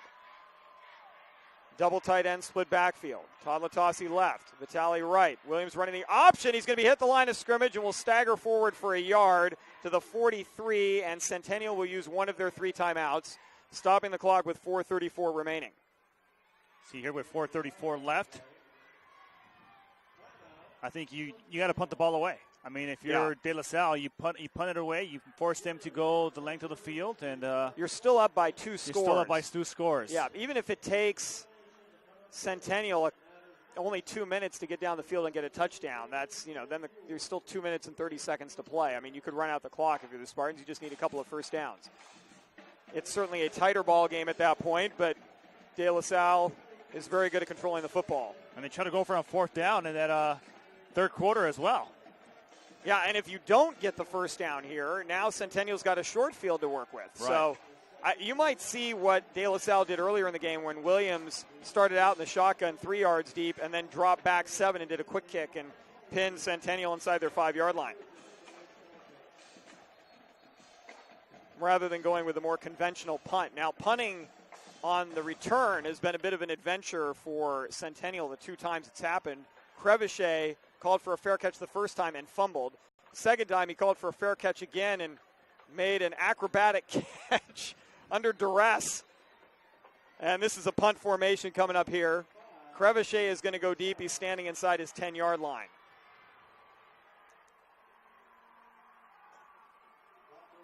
Buckley to punt. He's standing inside his 45. The snap is clean. No rush. The punt, Buckley's angling it away from Crevichet. High spiraling kick, and it's going to bounce into the end zone for a touchback. And that's what you want to do if you're De La Salle. It's only a 23-yard difference, but it's forcing Centennial to go 80 yards with 4:26 to play and 2 timeouts, trailing by 2 scores. Well, the question becomes, can they go 80 yards? Oh, yeah. They can go 80 yards in 30 seconds if they can. If they can get a good route with their talented wide receivers. So let's see what they elect to do. Well, De La Salle, I mean, this is almost like in baseball, no doubles right now. I mean, they're going to be back in 8 guys into coverage. They're rushing only 3. They've got 6 guys on a line at the 25-yard line pretty much, and 2 safeties about 15 yards off the line of scrimmage. So everything underneath is allowable. Here's a quick pass, and it's going to go through Ware's hands incomplete. Well, they're going to force you to beat them with the air attack. Well, and you have to anyway if you're Centennial. I mean, that's the only way to go. And you're going to have to try to thread the needle between a few defenders with them dropping 8 back. 2nd down and 10.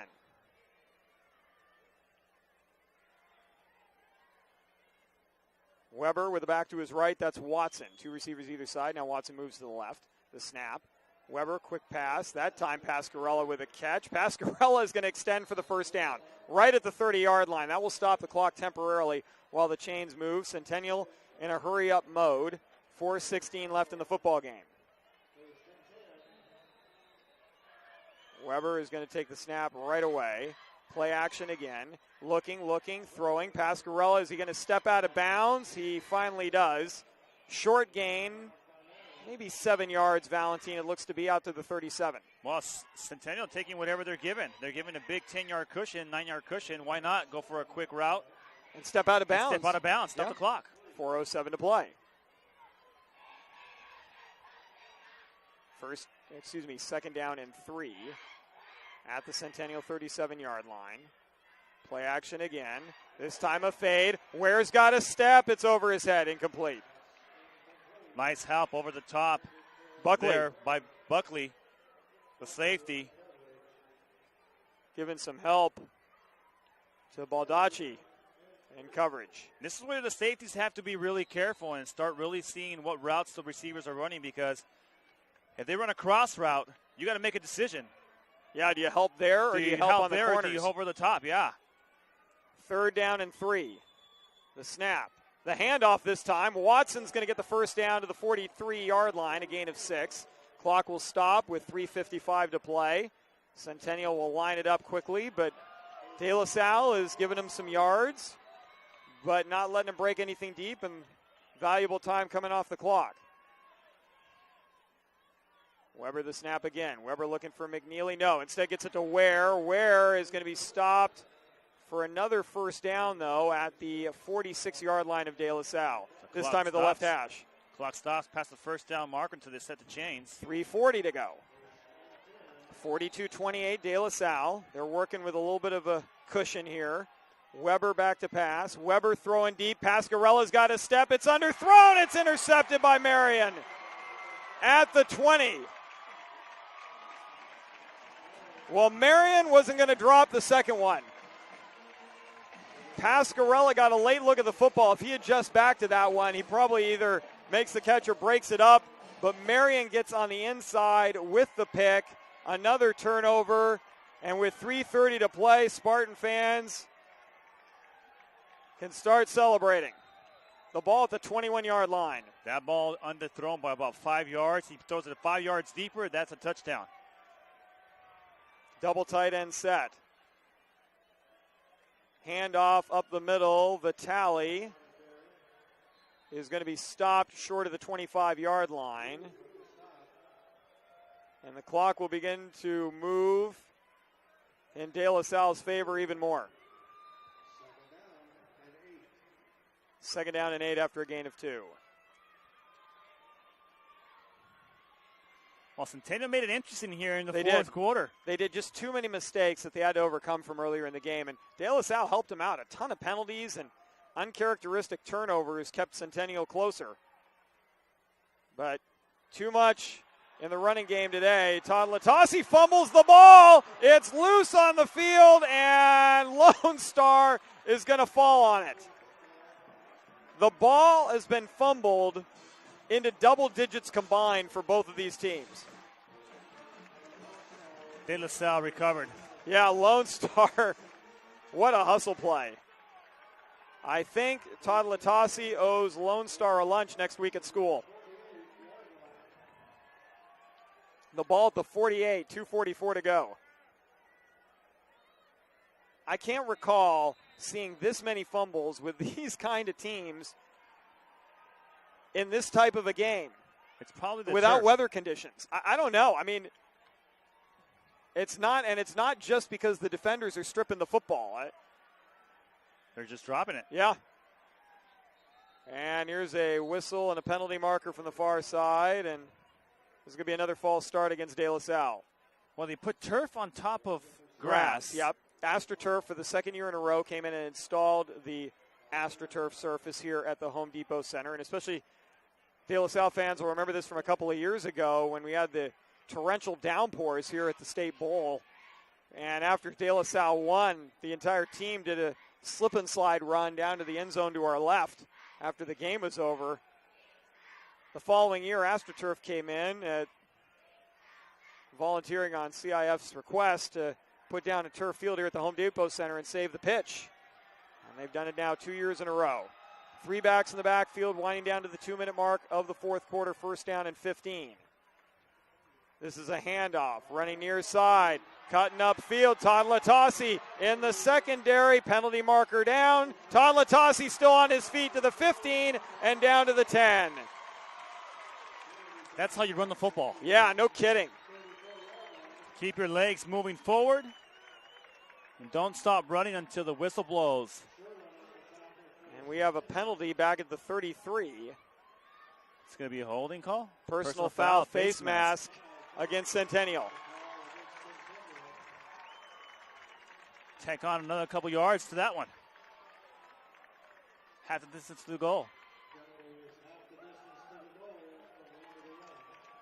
The ball will be spotted at the Centennial 5-yard line.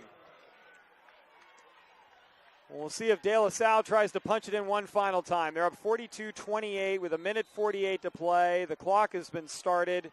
Centennial's got 2 timeouts. I doubt they will use them. We'll see if De La Salle tries to score, if they're going to take a knee, what they're going to do here. They got double tight ends and a split backfield from the 5-yard line. The snap, the give to Vitale, and he is going to be stopped at the 2. 2nd and goal.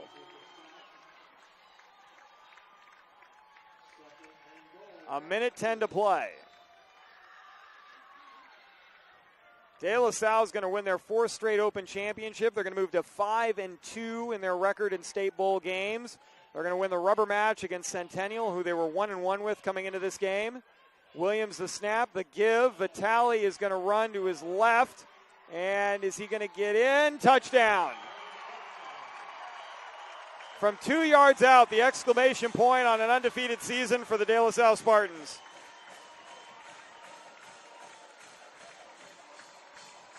De La Salle. This is going to be win 399 for head coach Bob Ladouceur in his 34th year. There's been some speculation, probably on Coach Ladouceur's part, that he could retire soon. And when he chooses to hang up the whistle, it'll be after what has been one of the most outstanding coaching careers in football